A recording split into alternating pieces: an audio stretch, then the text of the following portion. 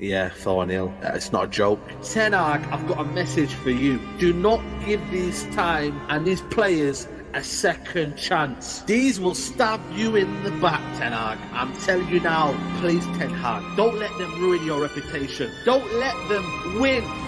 Hold that, Arsenal. We're built different now. This ain't the same old United. This is Erik Ten Hag. Remember the name, yeah? Erik Ten Hag, man. We're tougher to beat now. There's a mentality about us, man. Should have been 10-3. Ten Hag, man, I'm sorry, man.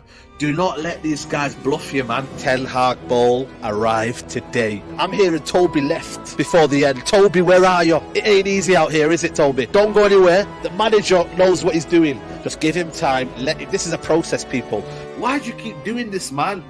The easiest 3 points they're ever going to get, man. I don't know what the game plan was for Ten Hag. I couldn't tell you, man. There was a lot of passing around side to side. Not enough people running behind. Man United are built different now. Resilience. We fight to the end. Big Steven Lanzarote, I want to know where you are, mate. I want to see you when you come back. Ten Hag, I told you after the Arsenal game, people, we're built different now.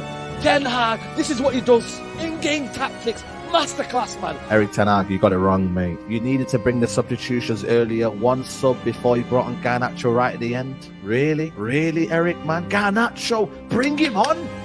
We did it, Andy. We did it. No, we did it. This is the first of something special. There's more to come with this squad. Ten Hag is the man. Oh, yeah. Ten Hag. I said something special was happening this season. He didn't want to believe me, did you? We are built different now. You didn't believe in the Ten Hag project. Now you do. Now you do. Now you do. Let's go. 7-0.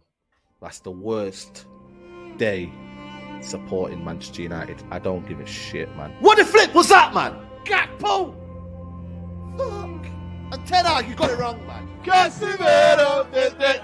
We have finally, Nuruddin, got a world-class midfielder. Frank Lampard again. That could be never my legend getting absolutely demolished. That could be my never legend.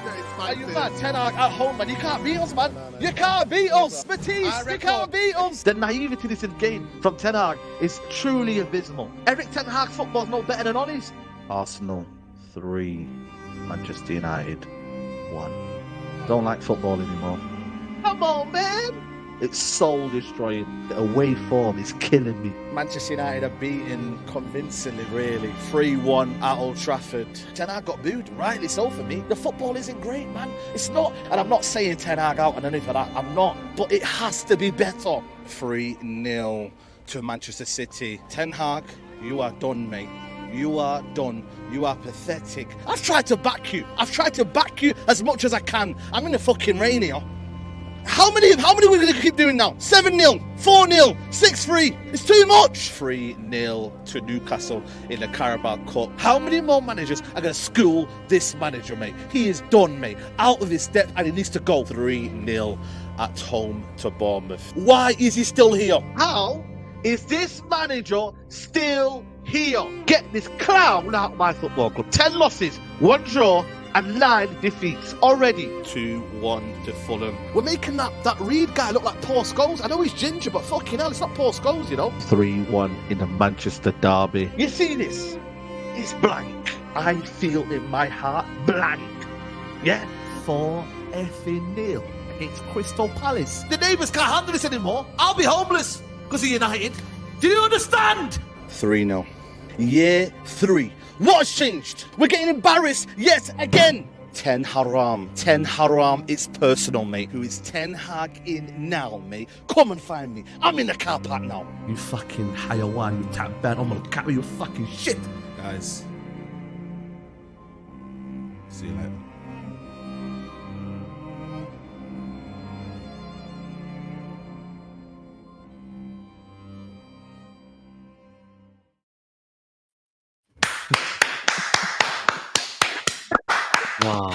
Wow. What a story, man. That is what you call, you know, when you watch TV shows and you see gradual character development, that is literally a masterpiece right there. You saw the gradual step from Ten Hag in all the way to Ten Hag out, man. It was majestic work. Let's go. Oh my days, man. And the change up when he said, I tried to back you. and then it's just the rest was just Yeah, it's gone. Lost. Saeed, That's credit crazy. to you. You did try and back him. That's Nah, bro, that's what I'm saying. Which is I the didn't right- like just flip flop like from Ten Hag into Ten Hag out over one game. Like it was. I remember the Brighton game. He switched up the formation, and I was like, "Are you taking a piss? Like you're embarrassing us here." And then it was just bang, bang, and then the deterioration of United was just. Bro, that's PTSD, you know, watching that, you know, that's crazy. But I've come out of it, man. I've come out of it, man. Listen, I'm You know free, what, though, man. yeah? Do you know what though? He brings it on himself because before I was watching his stream, yeah, they were all talking about Ten Hag, and then he went, "Oh, breaking news, Amorim," and they all started getting excited, and then it did chat. Yes, finally a world class man. We're going to do it, Saeed. I thought these like I didn't say we're gonna do it. I didn't say that. I didn't say not that. fucking learn. Rinse and repeat, rinse and repeat, rinse and repeat. You did not learn, man.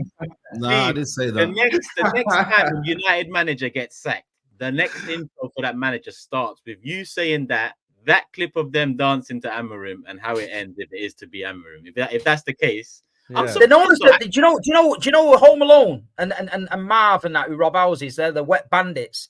Him and his two mates are known as the Biryani Bandits now. They're known as the Biryani Bandits. That's it. Everything they say goes to shit. If there's a biryani in town, they're involved. Do you know what I mean? I even put a little song on my Instagram called Biryani, and a load of Indian guys messaged me, said it's from some Indian YouTuber or something, and it was going viral or something. But yeah, so it's a perfect song for him and his boys. I heard it on your thing. Saeed, let's go to you because this is probably the happiest you've been to start this show for maybe. I don't know how long this like 9 months, I'd say at the very Yeah, I'd say about 11 months, around about 10, 11 months, yeah. Like free man. You said you're a free man. I'm a free man. It all started by in the morning. Just thought it was a dull day outside. I was like, damn, man, depressing day, man. But we go again, get out, attack the day. But then I get the on-steam bomber. You know when you get the on-steam bomber, you know it hits different. It's not a Fabrizio, it's a bomber. I said Erik Ten Hag sacked. Bro, I jumped for joy, man. I live alone, yeah, but bro, man was gas, bro. And it's relief, bro. Man gave me pain. And people will say, yo, cool, you won 2 trophies. But bro, I'm telling you now, that was like one day of joy. And then I went back and I was like, shit, still got Ten Hag as manager. And then the season happened. I thought, surely got some money to spend. It might be a little bit different. We might be a bit more tougher to beat, tougher to break down, etc., etc. But boy, we let Tottenham come to town 3-0. We said Liverpool come to town 3-0. Everyone just free reign. Old Trafford became, open season, And then West Ham came along. I named it the El Sacico. But I only did it tongue-in-cheek. I thought, why not? And I know Steve predicted it, and he'll tell his own predictions. But, bro, West Ham beat us. And we could have won in the first half. But, bro, I was like, we're 14th. We are 14th. Yeah? We're closer to the relegation zone than we are to the top. Surely something's going to happen. And then I was like, damn, man. Come 7 o'clock, 8 o'clock, nothing. No El Comunicando. You know how Real Madrid have the Comunicando? Nothing. I was like, you know what? I'm gonna have to survive until December. But guys, man, this is the worst manager in Man United's history. Argue amongst yourself. You could talk about David Moyes, talk about Mourinho. I'm telling you now, the defeats, the lack of goals, the style, his excuses. Did you hear him say, I denied the game against Tottenham? He said it never existed. He said, guys, that game there, it never happened. I rebuke. And etc. etc. Cool. Then he come out yesterday saying, we've got a better XG than West Ham. I checked my phone. Oh no, West Ham got a better XG than us. I said, man's lying. Is he actually lying to us? It got to the point now where he was concussed, he was lost, and he kept just saying, by the end of the year, I'll win a few trophies. And he just gaslighted us. He made us feel like we just didn't know football. He was actually getting the fan base insane, mentally not stable. People like Marcel and that, you know what I mean? I'm telling you, man, something was going on. He was destabilizing the fan base. We were at war. It was a civil war going on. How much compo have they got to give him now? I think it's about 15 million. Wow. Which is so ludicrous. Let me get this straight, yeah? So he's going to end up back at Ajax, 1,000,000%, Probably. yeah? Steve had your pants down for about 300 million and you've gave him 15 million. He's going to walk through the front doors at Ajax and it's going to be party time like the Wolf of Wall Street in there, innit? I'm back, baby. I'm back. We're all going to be like, woo! It's so incompetent, though, to... And you'll loan them all back, Steve. You'll loan Anthony back. You'll loan... you probably will do. Nice deal, 500k, Donny van der Beek, that deal.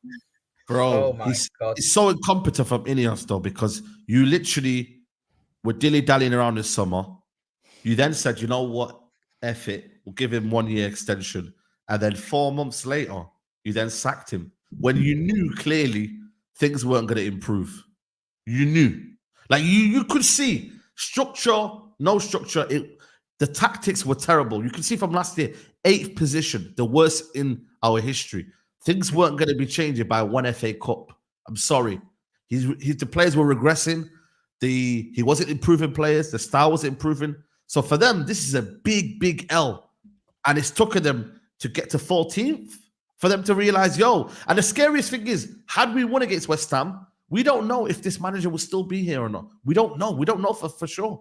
Had he got a result yesterday, he probably would have lasted until the next game. And then Chelsea, if he got a draw, would have lasted again. So this is sheer incompetence. And that's why I've been calling him out saying, yo, fix this, man. We ain't no banter club. Well, we are right now this season, but we're not 14th. We're not. So I'm just relieved. And obviously we'll talk about Amorim in a second, but just in general, Ten Hag had to go.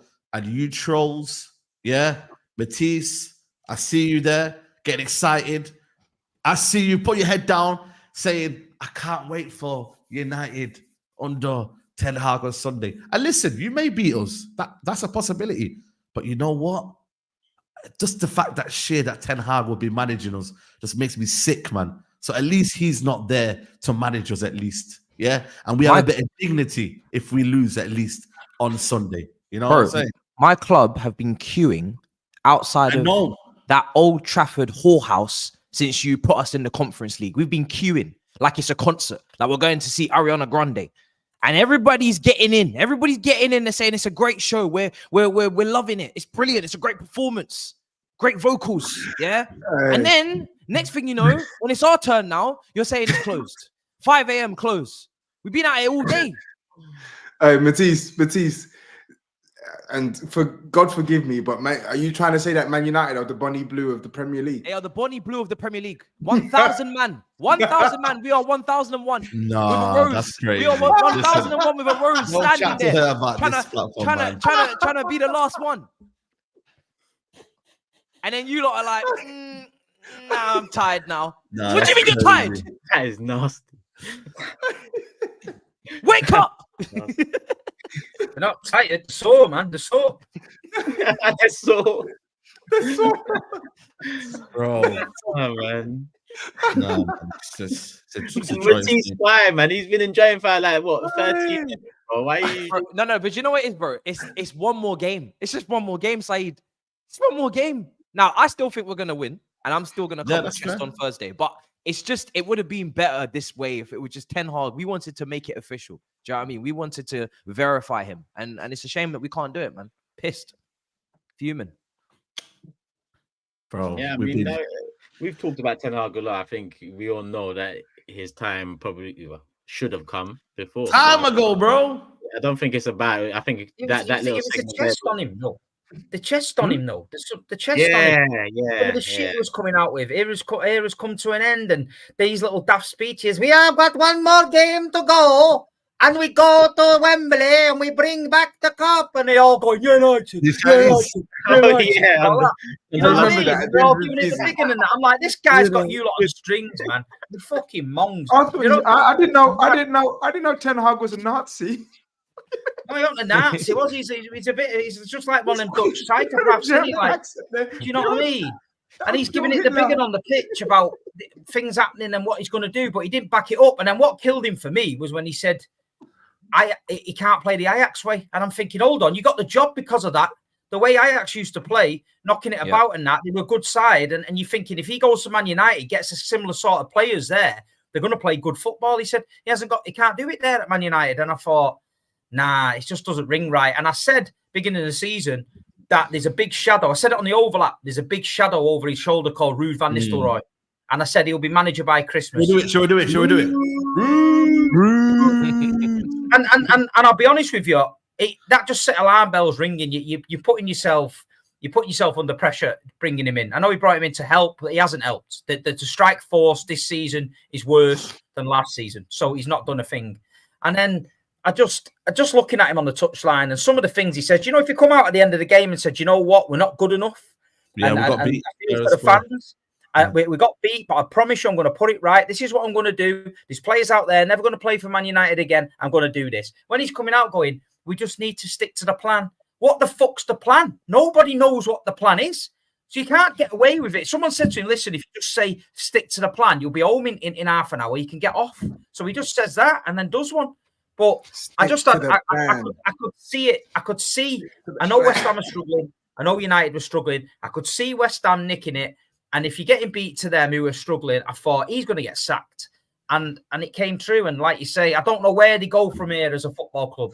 You know, and I did a TikTok today saying, oh, fucking Man United, it's Ten Hag. And they're all crying on me. You care more about United than you do City. No, you're fucking shit. So I'm talking about it. You know what I mean? It's relevant to me day. Your shit manager's been sacked. Worldwide TikToker, man. You know what I mean? And that's what I'm saying. So at the end, don't get upset about it. If your team's shit, you've got to take it. Toby takes it every week. He knows his team's shit. He don't go on TikTok saying you're obsessed with Spurs. He just takes it on the chin. But I don't know what direction they go as a football club now. Well, we do know. Yeah, but is it going to be Memoriam? And is that the right appointment? He's coming from the coach. I think for me, it's a very good appointment. I know GRIZZ will know more about him than me. I'm not going to claim to know a lot about Memoriam, but he is one of the top managers out there in Europe. Let's not kid ourselves, you know. He's someone that was apparently going to be maybe Pep Guardiola's successor. Definitely Liverpool wanted him last season. You know, he's done well in Europe. He got Sporting Lisbon to their first ever title in what normally traditionally is Benfica and Porto doing well in that league. You know, he plays in a three at the back system, which might suit us in that regards because we've got a lot of centre backs. You've also got a lot of shit and Deadwood there, so he's got to come in. I understand that. He comes in. If this guy comes in and he doesn't get rid of Johnny Evans, fucking Harry Maguire, people like that, then it's square. He's back to square one. He's got to come in there and upset people. He's got to upset people, and he's got to shut up the pundits as well, the ex-Man United ones that are quick to dive on people. So one of the managers has to stand up for themselves and say something back. And then at the end of the day, they have to turn that football club into their football club. If he does that, he's got a chance. If he comes in, toes the line, and the club's too big for a lot of people. Club's too big for a lot of managers. It was too big for Ten Hag, and it might be too big for this guy. I don't think it was too big for him. I disagree. I don't think it was too big for him. The pressure's too much there. The pressure's too much there. I don't think so. I really don't think so. You look at the managers after Fergie that have fell down at that football club. I think Ten Hag has caused his own downfall by not having a consistent style of play and becoming so exposed in midfield by this 3-1-6 and not learning from his lessons. I don't think it was too big for him. And with Memoriam, he is proven in Europe, especially in the Portuguese league. So let's see what he's capable of. Listen, I'm not going to say it's a success, but it is the Premier League. The Premier League's a humbler. Word to GRIZZ. So we'll know. Straight away? Sorry? Does he come in straight away? I think for me he will. I don't think they'll dilly-dally around. We don't need Ruud as a destroy thing then. Like, so literally he's just come and assistant manager and he's going to bounce. Yeah, well, he could stay as part of the coaching team, which is a possibility. I don't know if that's going to happen. But for me, he'll come in as head coach with Memoriam. He'll decide who his staff is going to be. And ultimately, for me, the season, guys, is still young, man. It's not even November yet, man. And I'm not saying we're getting top four and all this and that, but the Europa League is there. There's cups to win. There's still an opportunity to improve this team. So the season is still young, man. I just think for me, you know, Sporting the top of the league with 9 wins out of 9. That's what I'm saying. Bro, they're playing you know how well. hard it's going to be for him to leave there and go to Man United, and he can't find it until January, and he can't have a pre-season. If I'm him, hold on a second, let's just think logically. Real Madrid job is about to be vacant. Manchester City job is about to be vacant, right? Why on earth would I leave Sporting Lisbon, 9 wins out of 9? I'm looking like I'm going to win the league, to go and take charge of a Manchester United team that have just backed this absolute shambles of a manager with more money in the summer, signing players that I necessarily don't want them. You know, you haven't bought players for Almiron, you've bought players for, I don't even know who you've bought players for. So he has to take over mid-season with someone else's shit. He has no preseason. He has no time to work on any sort of tactics or any system. Tactics, yes, this system maybe will take too long to, deploy. Then he has to maybe start, tinkering and just getting by. Premier League's already in its, it's in its flow. It's already got, it's already moving. So I don't think it's that. Can we be serious for a second, please? What? Okay, you're about to wax Liverpool how big Manchester United are. I just said Manchester City job is coming. I'm about to break it down for you, right? So Ten Hag has been doing a tragic job for a year and a half, and it took them a year and a half to sack him. Yeah, and they gave him more money this summer. So you don't think that there's appeal in Ruben Amorim? Say it's not appeal, but there's appeal in waiting. Wait, 1 sec. So, because I get the point you're trying to make. They're a shit show. Like, he could he could position himself for a better job with a better structure and a better ways of working behind the scenes than Man United have at the moment. But the reality is, it's a significant step up from Sporting Lisbon, which is what he wants in his career.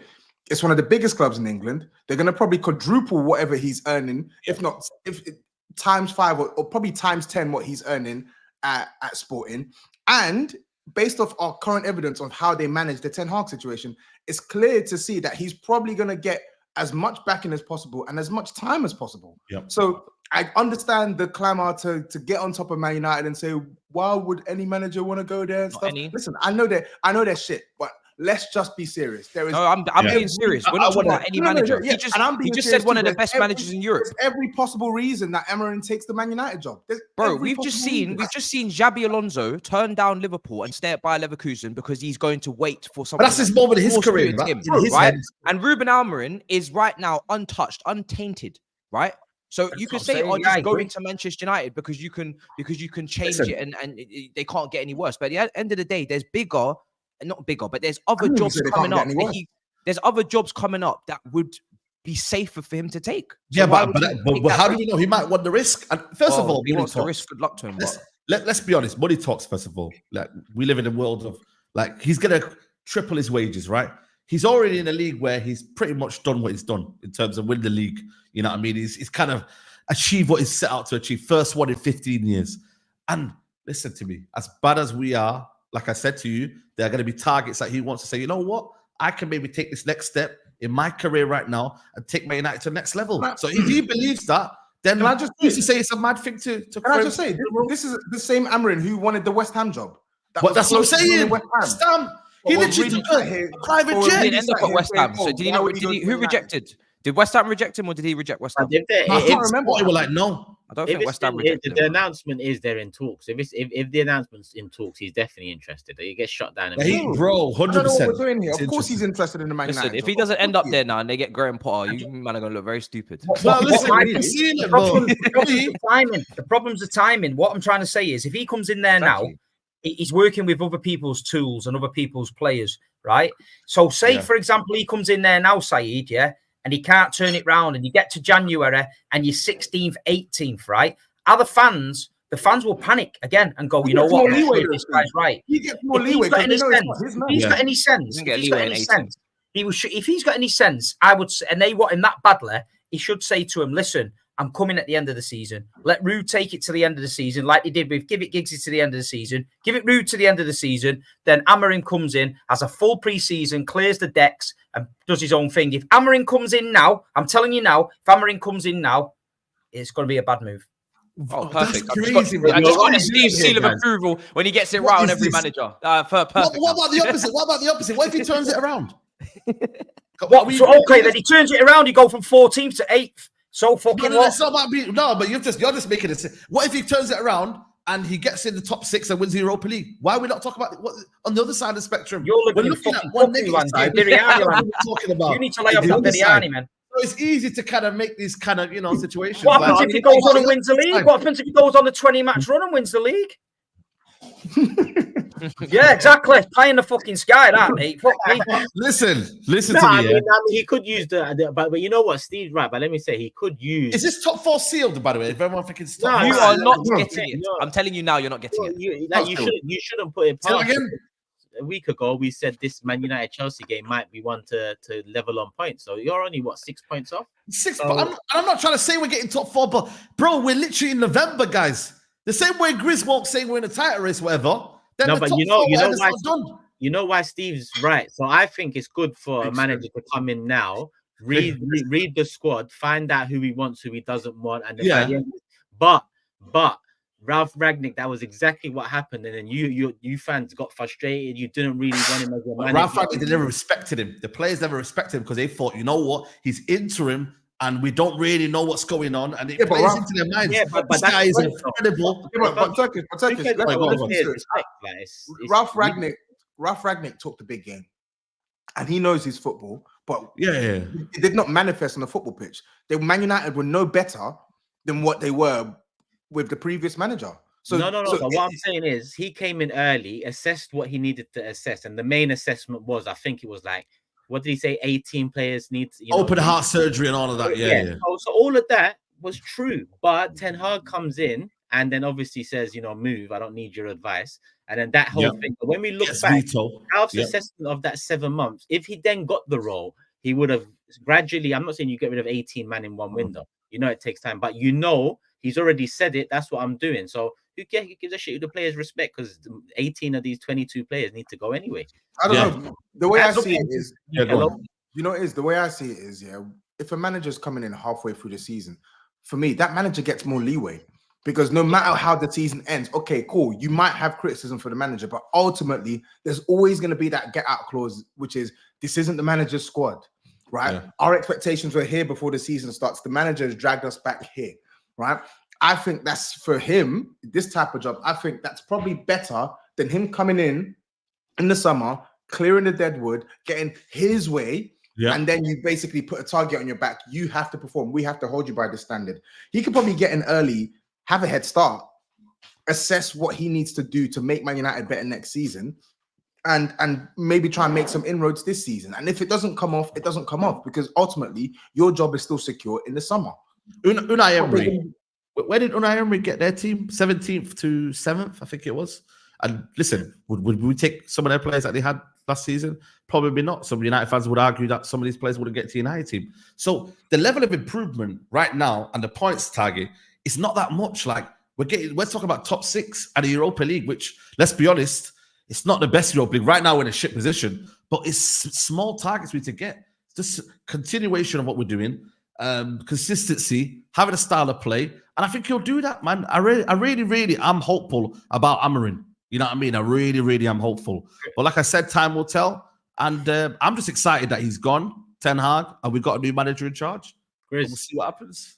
GRIZZ, welcome. And you've been studying the words of everyone. I think mainly Saeed. What's your assessment of? I think it's a sad day, man. It's a very sad day. I don't think we're giving enough credit or we're remembering this era. You didn't see the whole intro, I don't think. But the intro was 5 minutes, bro. No, I saw the majority of it. I saw a lot of it, and I've seen it. I've seen that story before. It's beautiful though. It's one you watch again. It's a classic. I think it's a very sad day. We know all good things come to an end. Eras come to an end. And look, Ten Hag was a good thing. Ten Hag was a very good thing for every single rival fan and team.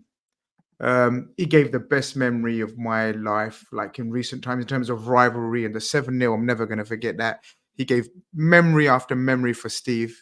He even gave Toby the time of his life, 3-0, Spurs winning at Old Trafford. You see how happy Toby was? Do you know what I mean? This guy's I wouldn't say he's a legend. I think he's a cult hero. I think he's been a cult hero for the Premier League and for the rival fans. It's a sad day, man. Very, very sad day. But we knew it was coming. But you know when it hits you, no more Ten Hag at Man United.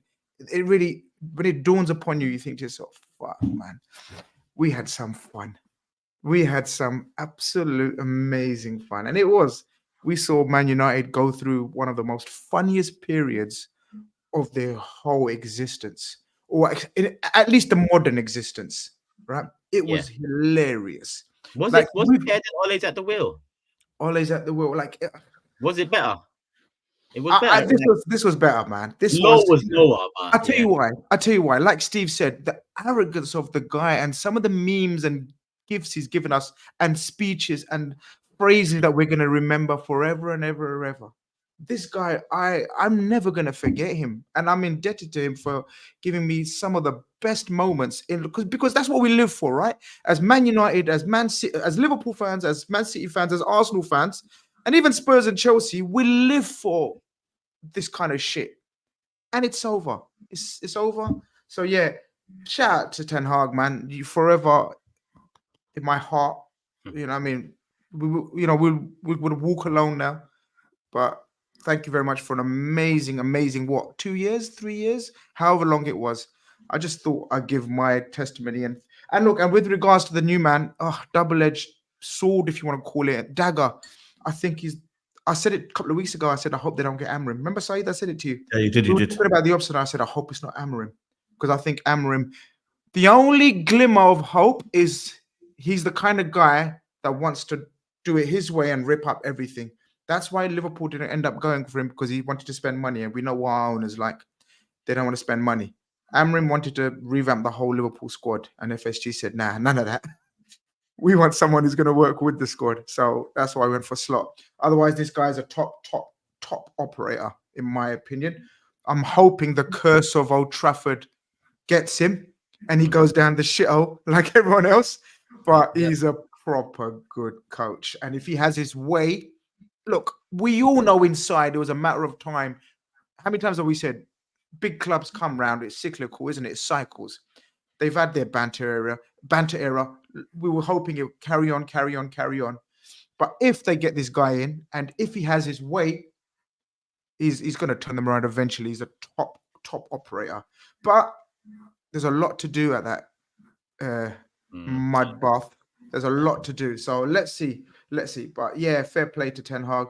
I just wanted to give my heartfelt top guy. Heartfelt wishes to Ten Hag, man.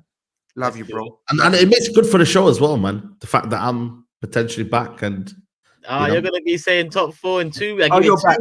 You're gonna be. It's good, man, because I was losing myself, man. I can't lie to you.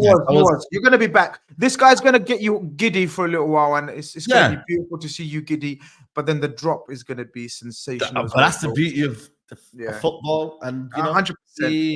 We love it. We needed this. We deserve this. And we deserve this. We go again. Let me get the super chats in. 30 minutes in, people. Actually, before the super chat, 6.8k in the building. So firstly, hit the like button. Let's get to 2,000 likes as always. Big up Thuggery on the intro. 5-minute movie. Second movie of the season. Not obviously a second intro, but they're getting better. That's another classic there. So big up Scar, big up the community. Individual channels are all in the description. Some are on the road to 50k, some are on the road to 100k. So make sure you go show them some love. And also you can see in the bottom right corner of the screen, Proton VPN are sponsoring this show. So obviously if you need a VPN, most people do, then go over and grab that. If you don't know what a VPN is, it protects you on the internet, and not only does it do that, it expands your horizons, whether it be watching football, watching sports in general, watching TV shows, movies, and opening up Netflix and other apps like that.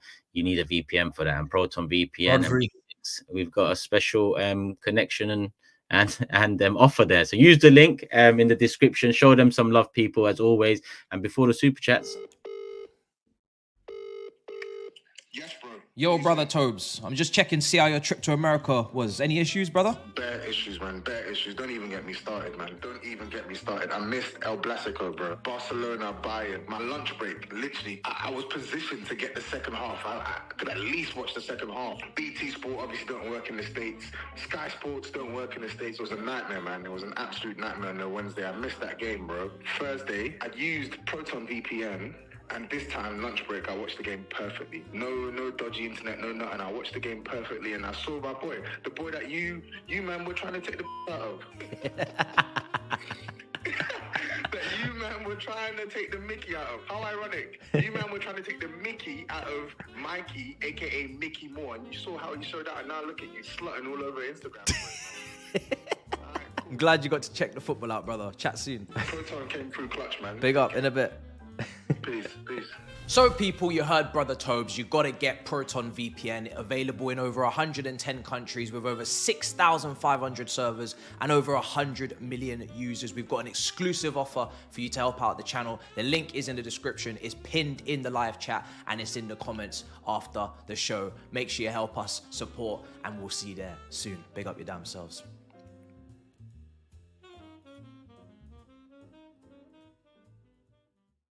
Go get that, people. Exclusive offer, Proton VPN. Show them some love. They show us some love. We're able to do more stuff. We've actually got a few pieces of content on the way to coming out. I won't say much about it because then people are banging the comment section down about it. But we've got quality coming up. Grizz. Did Toby watch the Palace game via VPN?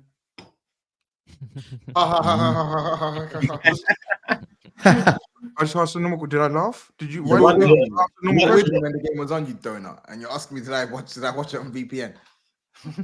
The one in the airport. He did. Say no, then innit? Say no. Said on that, the one. You knew the answer though. So you knew the answer. You just wanted to say the world not, because it could be misleading. Matisse asking about, hey Toby, are you in New York? People want to know. Did you watch the Palace game via VPN? I know. Okay, I see what you're doing. No problem. No problem. No problem. That's what happens when you don't give me no chicken wings. You fucking didn't bring me nothing this week. Wow. You didn't bring me nothing. Nothing. Can we talk about the breaking news as well, please? Can we talk about man. Vinny's been robbed, man. Rodri, Hernandez, Rodrigo, Ballon.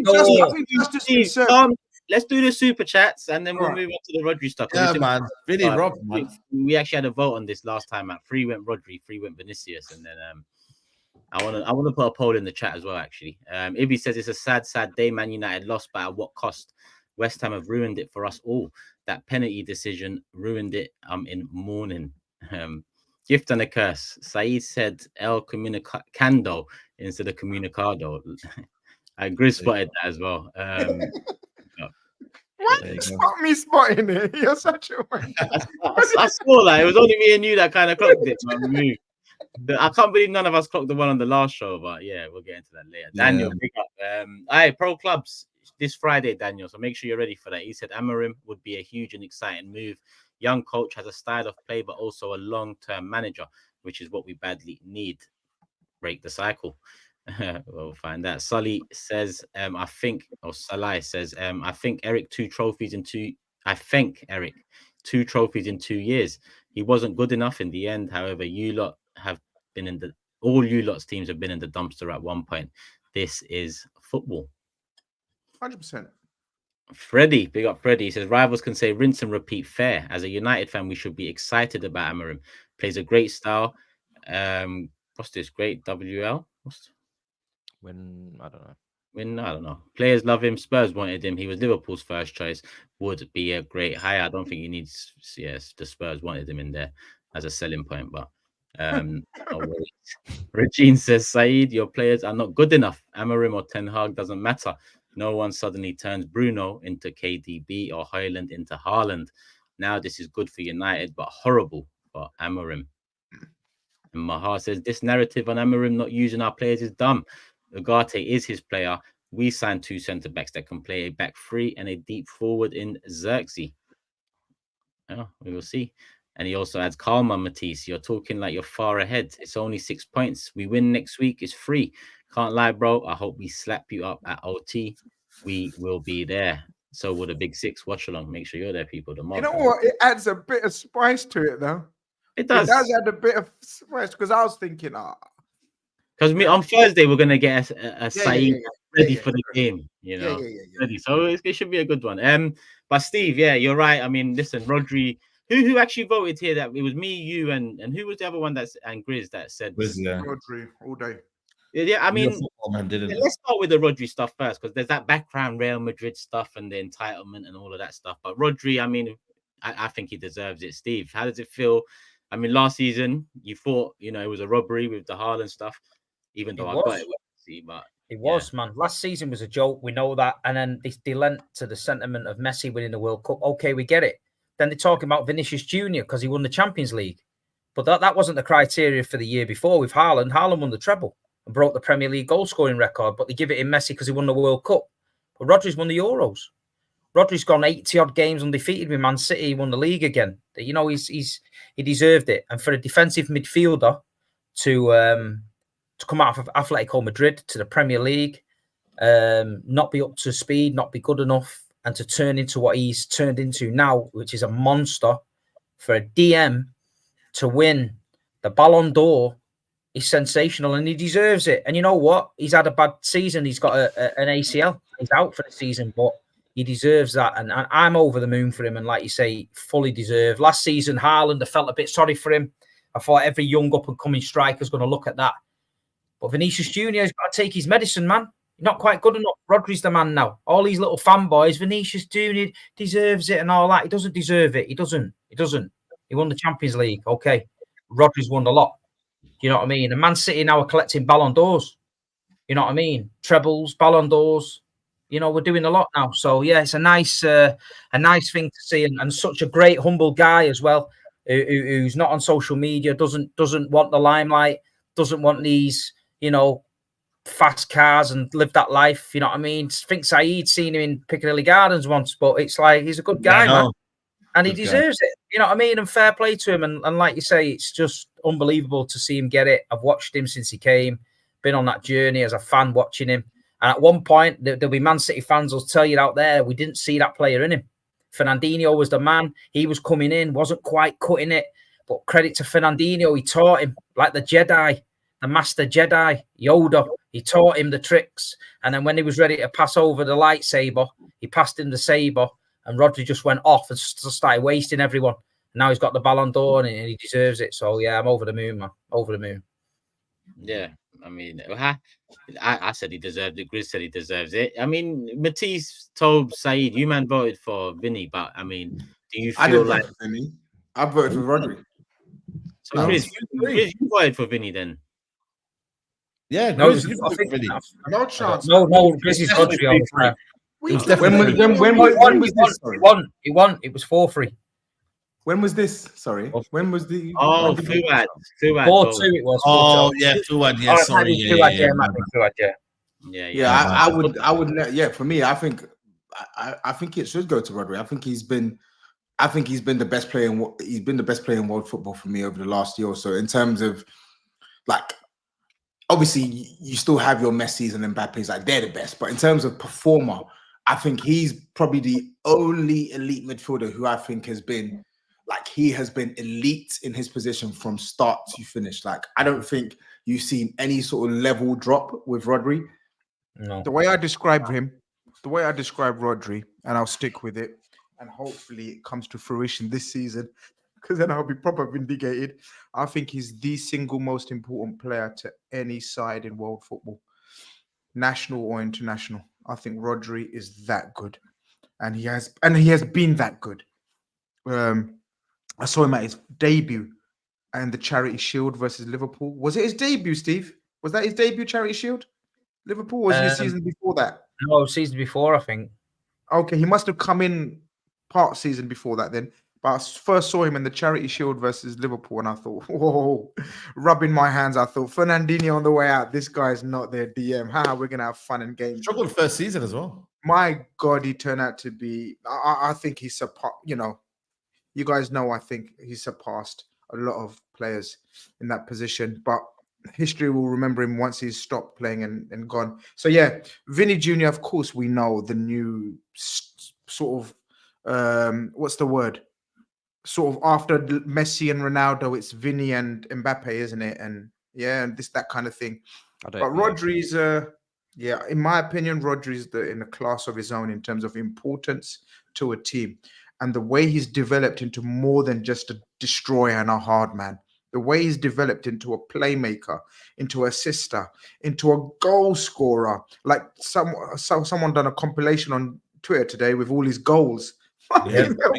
His brother's scored goals, like vital goals as well, clutch goals. So yeah, for me, SAEED looks a bit disappointed there, but to be honest, Man United can't even win the Manchester Evening News Performance of the Week award, so you've got fucking no chance. I'm calm, man. Well, did you see Garnacho? I don't know what Garnacho was doing. They had his dad's suit on. That is one on seen that. He looked like Tom Hanks in Big. You know, at the end of Big in Tom Hanks when he goes back to being small and the suit's about 4 times as big. Kobe Mainoo was third in the list on the behind the media mile. So we're here. I reckon United dug out Gary Pallister's old suit because they couldn't afford it. You know, because he tried to catch a lift off City and that on the plane. I reckon that they got Gary Pallister's old suit.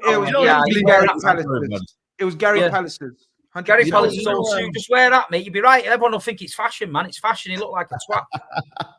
But now listen, man. I actually feel for Vinny Jr., man, because his impact in that Champions League single-handedly, let's be honest, man, guided Real Madrid to that Champions League.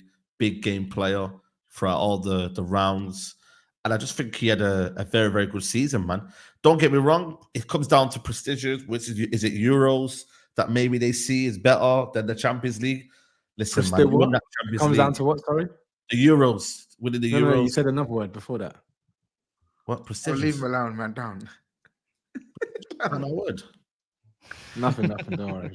Anyway. Leave him, man. But, yeah, listen, I just think for me, Vinny Jr. should have won that one, man. And I like to see attacking players. For me, that's what the game's all about. Attacking, goals. For me, fair enough. Rodri, I respect him. He deserves it. I think it's about winning games, man. Not attacking. Yeah, it's about winning games, but I feel like the standout guy. Games without getting beat, man. No one does that. Yeah, but big but nothing. Man, he was there, Steve. He won the treble. He won the World Club Cup. He won the Super Cup. He won the league again. He won the Euros again. Yeah, but nothing. No, but it's not though. It's because what it is for me, I like to the game we watch right now, the goals, the assists, like Vinny has been killing it. Like literally been carrying Real Madrid on his back, bro. You're seeing it in games. He can win it next year, then, innit? He can win it next year, but I just seen him get slapped. Not Barcelona 4-0 at weekend, so I didn't see him win it, man. Yeah, absolutely. I get what Saeed's saying, but because previous winners have been game changers, like literal guys that changed the direction. That shows you how football's changed, though, doesn't it? Football's changed. But this is what I'm saying. This is what I'm saying. Even though the likes of Messi and Ronaldo are game changers because they're absolute genius of the game, you can also change a game and influence a game, and it shows you how good he's been if you influence it from a bloody DM position. So for that, because he is a game changer, Saeed. He influences the game for me like no other player in world football in terms of importance. You take him out, and that's why I said I'm hoping my theories prove right this season. Because Man City, don't go on to win everything without him. He absolutely does change the game, and I think with Rodri as well, like. The surface level stuff is, he's a DM, but he scores goals. But it's not even just the goals. Like, he is a ridiculous footballer. Like, the way in which he helps Man City control games, like his passing is ridiculous with both feet, right? He's basically a playmaker playing in the six for Manchester City. Yeah. And he's so dominant in these duels, and he can actually carry the ball, and he can track the ball as well, and he's ultra consistent. I think this is the first time where Rodri's actually missed like a prolonged period of football for Man City. And it's taken a fucking a whole ACL. It's taken a madness. It's taken like an ACL to basically. It's taken a madness to put him out. It might be right, for Brazil. Yeah, this definitely played a part. He didn't do definitely played a part. 100%. And mind you, I don't actually think Rodri played that well for Spain relative to his normal level. I don't think he played that well for Spain at the Euros, but just him being him and carrying on his league form and just being part of a team who went on to win the competition, it definitely helped him. But I wouldn't even be looking at the international tournament, because that's what, like, outside of the World Cup, that's what, like 6 or 7 weeks. unless it's Messi, of course. But but I think generally, I think if you look at whatever range they've based it on, I think Rodri deserves it. I don't rate the Ballon d'Or anymore because I don't think the Ballon d'Or. No, of course, I don't really rate it, but I think this is the last two winners. I'm happy that it's gone to them. Like, I'm happy for Rodri this year, and I was happy for Messi last year. Yeah, when people aren't even turning up to the ceremony, it's getting real petty. I think it's a disgrace. Look at that for Real Madrid today, right? If Manchester City last year had lost that, Matisse, and then fucking all the City guys went, we're not going because it's a Messi's disgrace. won it. They've been, smacked ass, what a club and all that. But because it's Real Madrid, they'll put some spin on it. But at the end of the day, it's a joke. Ronaldo used to turn up, and Messi, one of them two was going to go home disappointed, but they turned up. They didn't see their ass. I think like Jude Bellingham as well, supposed to be there. Mbappe and Vinicius Junior. But but it's also stupid that the winners getting announced before the ceremonies even started. Absolutely. Like, why do I know know why they didn't turn up? Because they got slapped. Because they got slapped off Barcelona. That's why they didn't turn up. I think there's something deeper, Steve. I think there's something deeper. I think there's some issues with UEFA and Madrid. I think is a kickoff. I think there's some proper beef behind the scenes. Perez. Huh? Perez and man. That's FIFA's award, no? That's not UEFA's award. FIFA then. FIFA and Madrid then. I think they already got the problems from the Super League stuff. Yeah, of course they got it. And Harry Kane won the trophy tonight. Harry Kane won the trophy tonight. Hey, where's Toby? Harry Kane, Muller Award. Harry. He's gonna win another trophy by the end of the season. So keep laughing. I want to get this one. I want to get this one in now because we was literally on the subject, and I want to keep it on the subject. Matisse, I want you to continue what you were saying as well. Dennis says the Ballon d'Or is a disgrace. You could even make an argument Toni Kroos had a better season than Rodri. This is bullshit. This is bullshit. You can't. That's a Real Madrid crying from weekend because Toni Kroos is a baller. That's bullshit. Yeah. I mean, listen. To be honest with you, Ballon d'Or is just a whatever in it. Like I don't know why people were getting mad and letting us know like with that. Rodri probably thrown it in the cupboard. Bro, the Ballon d'Or got cooked when they cancelled it for Lewandowski when he was the outright winner. Yeah. And then the following, I can't remember the year before that. They must have, or the year after that. I see Jorginho was in the top 3 and Mason Mount was in the top 10. I said, yeah. Stop the count. Stop the count. Shit nice, bro. Dusted. Put this shit. Shout out to I know we're not going to cover it too much, but shout out to Lewandowski. My God, driller. What a striker all right now. I tell you what. He needs to be. He needs his more flowers. Yeah, he's an all-timer, bro. He's an all-timer. In the past, I've called him one of the most complete strikers in terms of he had a bit of everything. Like not the best. He was never the best ever in that year or season, whatever. But in terms of complete number 9, Lewandowski is up there. He's dope. I think he for me, I've always said that he should get the love that Benzema gets. Benzema deserves his love, man. But no, I'm not saying he doesn't. I'm saying when we talk about strikers of this generation after Suarez, why is Lewandowski's name? He's up there. He's up there. 100%.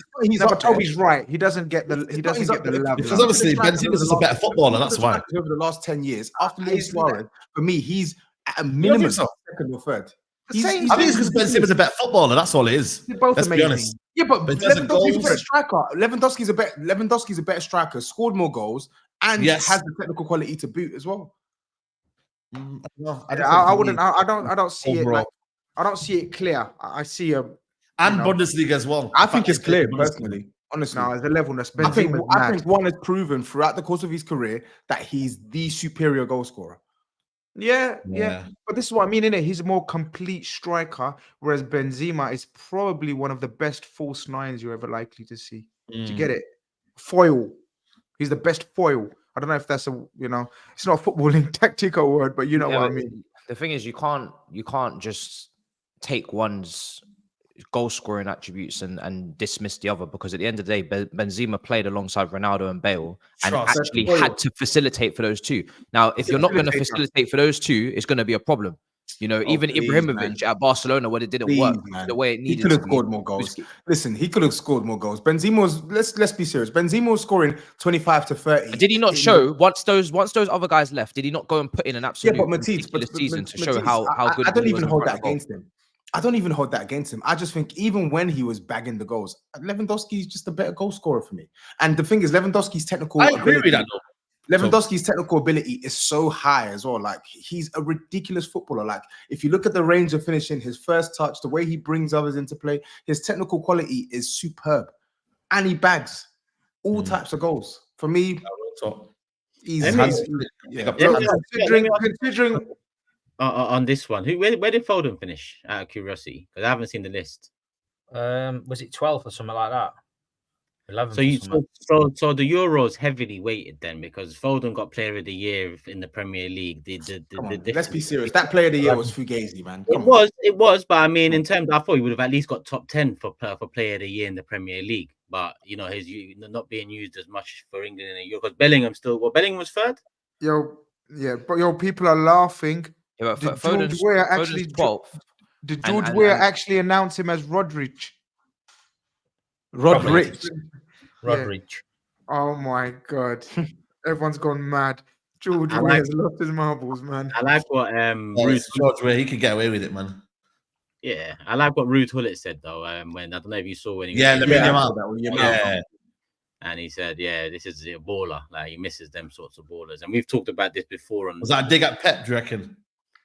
I think it stems from Pep. The thing is you can't use it as a dig because he's so great and he's just locked down football with it. But you know, it's the football we've seen now, isn't it? And a lot of us attribute that to Pep across the board. But he's trying to bring it back now. He's got Savio and thing. He's just horses for courses. I don't think Pep's taking it out. I don't think he's a dig at Pep. Pep does what he needs to do to keep winning. So now he's bringing it back. Now he thinks he can win the league or Champions League with Savio and Doku. So he just chops and changes it. It keeps you thinking. That's what it is. It's true.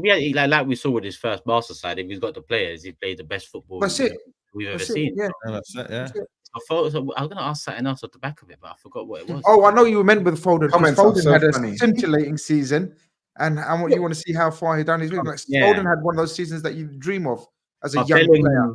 Had a great season, La Liga. I think he got Player of the Season, and then for England, he actually had a couple big moments. So finishing, Foden didn't. Bellingham did the thing last year, man. That's not, you know.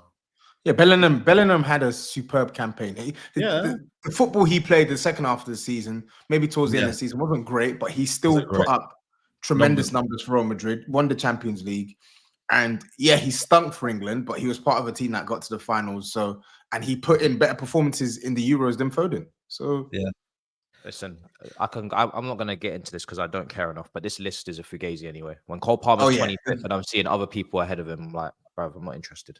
Hello. Do you know Alisson? You know Alisson? Sorry, me, please. Go and look at this. You need to go and see the list, bro. I'm not interested. I do believe Martinez is right. You know, Alisson's not even nominated, Toby. Yeah, man. I'm not asked. Not interested. That's ridiculous. So that's ridiculous. We're spending way too much time on this Turkish man. Yeah, spend way too much time. Let's move on. Let's talk a big game. Debates. Why? We're spending too much time. It's irrelevant. It just happened now. Well, we're talking about the best players in the world. Well, supposedly so. Hopefully, this trophy goes extinct in the next 10 years.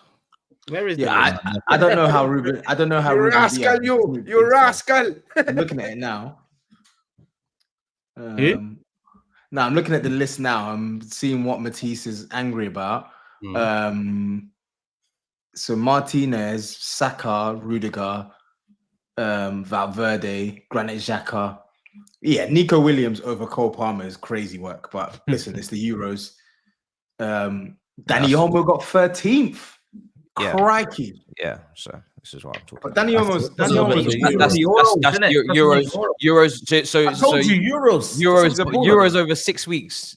Come on, man. But he's saying, bro. It wasn't Messi at the World Cup for these guys, man. Come on. A lot of emphasis on the Euros, man. So let's do the super chats and then we'll move on to the results from the weekend. Ademola Lookman finished higher than Saka and Ballon d'Or. Did England cap the wrong Nigerian? That's a good season, man. Lookman was very good, but come on. Yo, higher than Saka and Palmer is a mad thing. Come on, man. What he did. Listen, it's what you did. A Like hat what you trick do in in the this champ, moment. a hat trick in the Europa League final is a massive, Bro, massive. it's crazy. Bro, It's crazy. It's crazy. Crazy. It's not like a hat trick against the Forest or whoever it was, Batista for Palmer, though, right? Oh my God. Where was Madison in the list? Football genius. He's not there because he doesn't deserve to be there. I'm just asking a Has he question. ever been there? Has he ever been there? Has he ever been there? Where was he on? Where was he on the weekend? I said clearly. We're gonna talk. But This is why we need to move on. This brother's team lost to a whole Crystal Palace, and we're just here waffling. By the way, let's talk. Please lay into the team. Please, I'm ready. Yeah, we got time. It's an hour in. People hit the like button. 8.2k here. Patrick says Carvajal did everything Vinny and Rodri did. Won all the trophies and man of the match in the Champions League. Rodri wasn't best player for Spain at the Euros. Robbery. That is a call for Carvajal there. SFA says Vinny has flaws. Mbappe the same. What flaws does Rodri have? Can literally do everything. How many players can you say can do everything in football? And just says Vinny should wear his Brazilian kit for Halloween. Scary performances. That's cold. That's cold, man. That's ice cold. You didn't need to do that, bro. This is France football and UEFA. Oh yeah. I used to be World Player of the Year. FIFA and Ballon d'Or was Okay, that's fair. UEFA hates Madrid. I don't know. I think they've got a long rivalry from a little while ago now, so it is what it is. The football. Wait. Oh yeah. Yusuf says the football god saw that Samba Saint Maximin stinker on the weekend and said, "Nah, this can't run." Big up Rodri. He is officially the best CDM of all time. No, calling him Samba Saint Maximum is a joke thing, bro. This guy's literally. This is the football, online now, man. One bad game, and then look at what's happening to Mbappe. And I'm not saying Mbappe's one bad game. Mbappe's been relatively poor all season, but people are writing him off as a flop already. He's going to go on to win majors with Madrid. I'm just saying this Madrid media blitz is actually nasty. They're making it seem like Vinny was killed by UEFA. He didn't even have a better season than Palmer. Ridiculous. That's ridiculous statement. And Matisse will probably agree. Yeah, that's mad. Stones said, big up Stones. Crazy how Stones isn't top 30, but seeing a City player win the Ballon d'Or is mental. Small City upsetting the elite. Listen, I mean, I think Michael Owen, Cristiano Ronaldo, Rodri. I think that's the three, right? If I'm not mistaken. And to be honest, when Michael Owen won Ballon d'Or, FIFA World Player of the Year was the main one. So I think it's Ronaldo and Ronaldo, when he won it, it was just one trophy, one award, right? Yeah. See, that's not there. Since 2023, man, Rodri's won more trophies than he's seen defeats. He's only seen that run that he won on like 79 games from it undefeated. That's insane. And then when we didn't play him, we got beat. Dash says, I think Turkish might have been. Yep, Steve, considering Rodri's achievements, is he City's greatest player? Nah. I'm not Steve's. Listen, he's still going in it, but like you say, it's same with Kevin De Bruyne. When people have this argument, you've got to judge him when they finish. For me, and if Rodri finishes, if he can add a few more Premier Leagues and another Champions League, and then he stands there and says, "Oh, he won X amount of Premier Leagues, couple of Champions Leagues, won the Ballon d'Or," I think you've got to just take that off to him. Like you say, it's a credit to him as well, though, as a man as well for doing it. And like you say, he's a monster. I'm just hoping and praying that he comes back from injury and it doesn't take anything out of him. You have to remember, Rodri got Manchester City's only goal in the Champions League final. Like, yeah, he's not on no joke thing. Like, he's putting himself down in history big time. And against all these teams now that are sitting in the edge of the box, when City are playing him and we're struggling, he'd be great for the edge of the box just to ping it.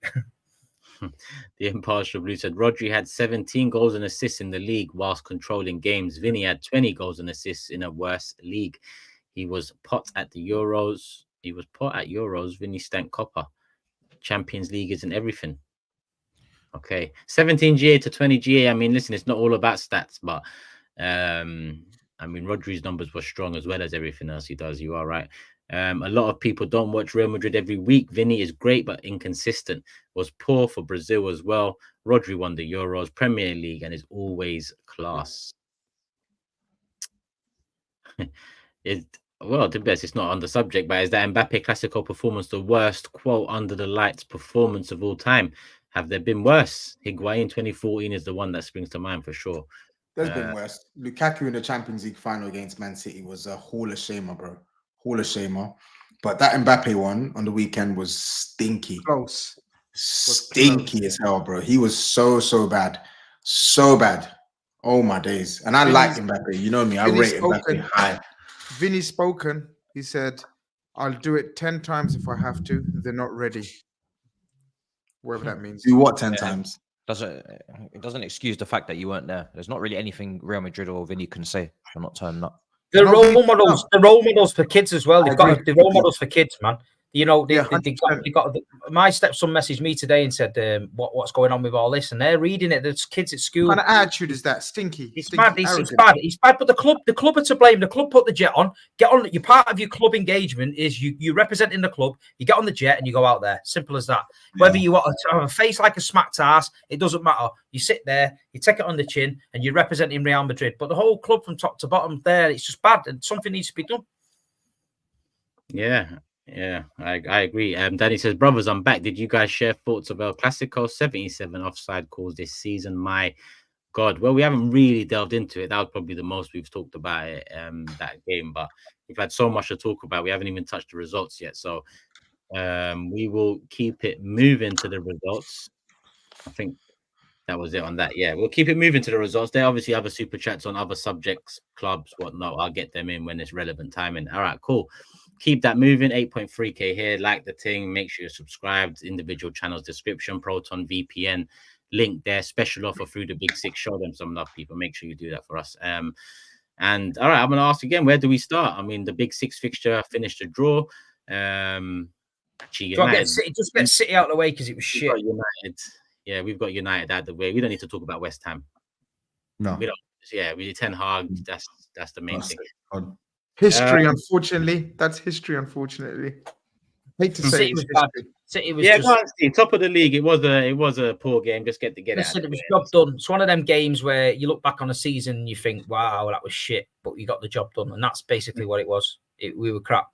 We got the job done. Southampton, fair play to them. They played some really good football. And you know who impressed me for Southampton, Grizz? Adam Lallana.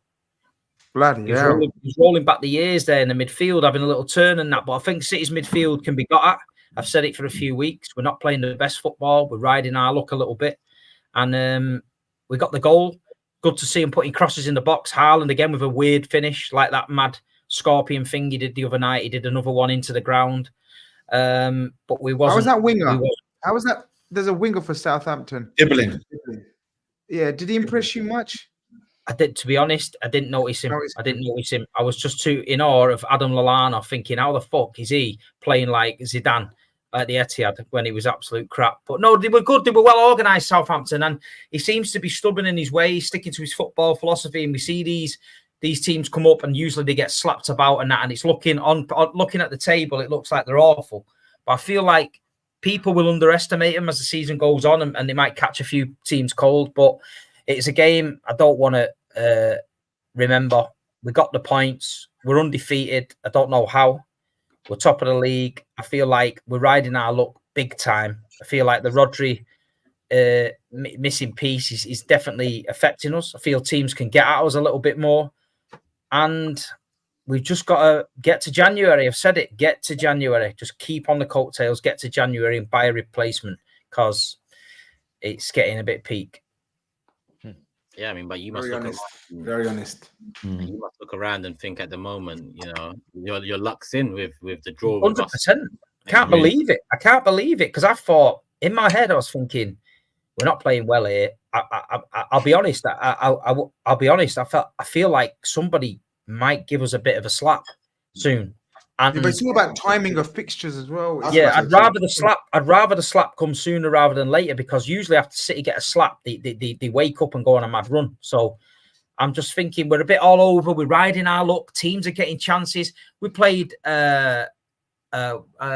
played someone the other week. Fulham, I think. Fulham could have scored 2. We're conceding too many goals, and Southampton hit the bar.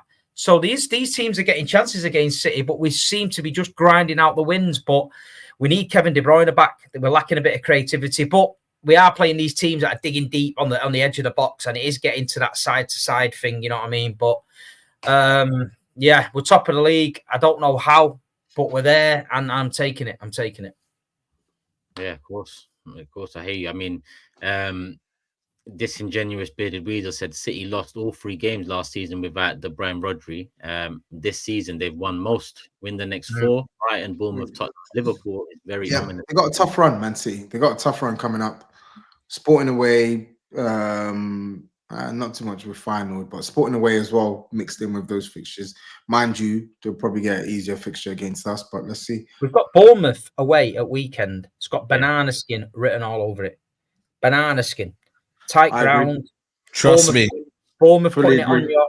It's going to be peak. We're going to have to dig deep. And like I say, we're going to have to dig deep there, and he's going to have to come up with something. But Bournemouth are a good side. But we'll see. We'll see. Listen, we're rolling with it. We're in the trenches. Let's just go. I can't believe it, but we're there. These fixtures are Brighton away, Bournemouth away, Brighton away, Tottenham at home, Liverpool away, right? Yeah. Yeah. Okay, yeah, that is all right. Then they got Forest at home, then Crystal Palace away, then Juventus away. Then they got Man United away. No, then they got Man United at home. Then they got Aston Villa away. They got a very tough run coming up. Man City. I think everyone has, man. I see Liverpool's one. Liverpool's is tough as well. Everyone's got tough games, man. You know what I mean? So we ain't played anyone. Doku's injured for a month as well. He's out till the end of November. Say again. Random. Where the hell is that? Doku's out for a month. He's to the end of November, I think. No way. No, it's because he has his little system. He plays his Grealish. He's got another knock. You know, it is what it is. He's a few injuries piling up, but Rico Lewis is getting. Kyle Walker's injured. Kevin De Bruyne's injured. Doku's injured. Grealish is injured. So it is what it is, man. Oh, is it? A lot of teams got injuries, not only Arsenal then. No, that's what I mean. But all yous have been crying about it for weeks. I've not even mentioned it. So I thought, you know what? If we're going to talk about injuries, I might as well just throw them in there. I've mentioned every team has injuries. But we won the league. We won the league last year with De Bruyne out for 6 months and Haaland out for 2 months. So I don't worry about injuries. Don't worry about that. You've got your squads. People got to step up, man. Got to step up when you get injured. Yeah. I think it's common consensus. We have a few injured players, right? And I think 2-2 wasn't. Remember, the best. Ilkay Gundogan's stepping up when De Bruyne was injured. I shit myself and thought, you know what? Season's finished. De Bruyne's gone. We're dead. Ilkay Gundogan just turned into madness. You got Toby. You got Toby in midweek, haven't you? I worry about Gundogan's second half of the season. Like, that's Manchester City will lose on Wednesday against Tottenham. Come on. I hope so. Listen, you've never heard me say Man City lose ever. But what I'm saying is I heard my manager say on live TV that he don't care about this competition. I've never heard that in 9 years. And I'm thinking, hold on, you want me to buy a ticket, go to Spurs with the fans on a Wednesday night, and you're telling me you don't care about the competition? So I'm expecting him to play James McAtee and people like that. I mean, Tottenham, it's their cup final, isn't it? It's the only competition they're really realistically going to win. He hates that. It's fucking true. They went out in the 3rd round last year, so they should have a full squad out. Disrespect the thing is what it is, man. We can only blame ourselves for these insults that we face. So yeah, man. I'm over this Carabao Cup anyway. So are you over it as well? Yeah, I'm over that, man. It didn't sound like it in that 4-minute video. No, that was last year, but been there, done it now. Seen it. let you, man. You know. All right, people saying it's Spurs, Steve. Fucking hell, it took us how many times to win at that stadium last year? You know what I mean? We got the job done, but I just feel like Pep might change a few things, and you'll see. I'm just not confident with that game. And to be honest, I'll be honest now. I'm not disrespecting the League Cup. I'm not disrespecting it. I couldn't give a shit. Fairs. Okay. Yeah, I agree. I'm not even. Man, you must. Was Turkish about to do the whole? I'm vindicated, but Man City have won how many trophies? How many cups? How many? He's won how many Premier? He's won more Premier Leagues than League Cups. Yeah, but they've won a lot, so I can understand the boredom. I'm still yet to see Saka lift, something on his own accord. Like what's going on here? That's nasty work. If you have the full squad, if everyone's fit in that, do it. But that's nasty work for you. Yo, listen, we've got to wait. And we're going to get on to you because you said Cucurella is the best left back in the league. You said Palmer's the best. On form, he has been. Let's speak on that. Let's speak on that, please. Okay, maybe Vardy's scoring some screamers, but Cucurella's been brilliant. Cucurella's been brilliant. He's been top 2, 100%. And Timber hasn't? He hasn't been brilliant? Bruv, is Timber playing every week? Exactly. I was gonna say, yeah. Like, did Cucurella play the other week against Liverpool? He was played most weeks. Why is your head coming so close to the camera? And just relax yourself. Why are you getting so amped? Did Cucurella play against? I don't understand. I don't understand why we're not talking about Tottenham playing better than Tottenham losing. This guy is on so many diversions. No, because you're on so. This brother is on so many diversions. GRIZZ knows. He's on so many diversions. Why is it always your players? He thinks he's a bus, bro. He's on diversion after diversion. Man's going here, there, everywhere. I need you to lock in. I need you to focus. Let me ask you a question. Let me ask you a question, Crystal Palace. Why is it always that your players are always the best of this? Let's talk about you. Let's talk about you. I have the best stat, and yet you. Let's talk about you. You're fifth. You're sixth. Let's talk about you. He's got the best stat. Yeah, let's talk about Tottenham, man. Stop saying he's the best left back in the league on form. You are very good at hyping your players as well as I. You cannot talk to me about hyping my players because you're worse. I can. You're worse. Whether it's Richarlison, whether it's Kulusevski with Saka.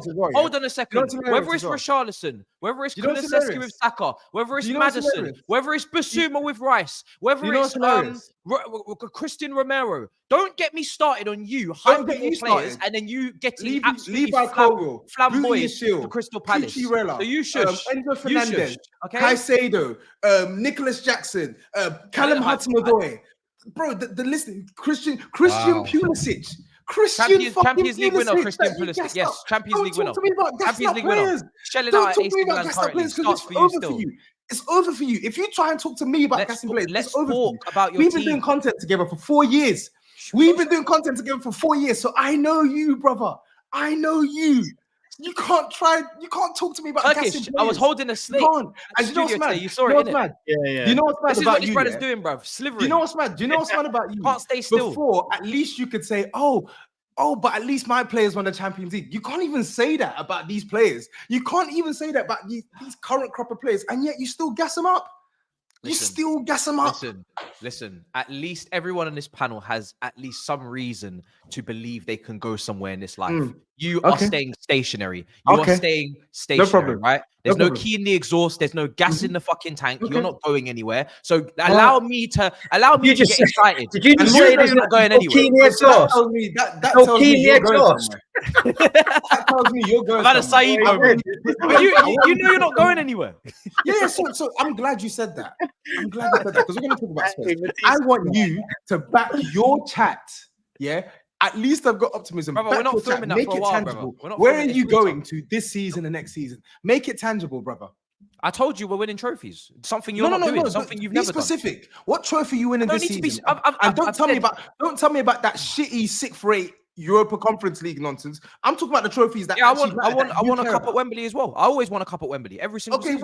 Which one are you winning this season? Anyone. I don't give a shit. I'm not preferring. Anyone. Okay, no problem. Anyone. So you have heard it here. Yeah, but you know what you're leaving. Guaranteed to win a trophy at Wembley this season. You know what I don't get? Cool. This guy knows what he's leaving with this season. He knows what he's leaving with next season, the season after that, the season after that, the season after that. You know where you're going.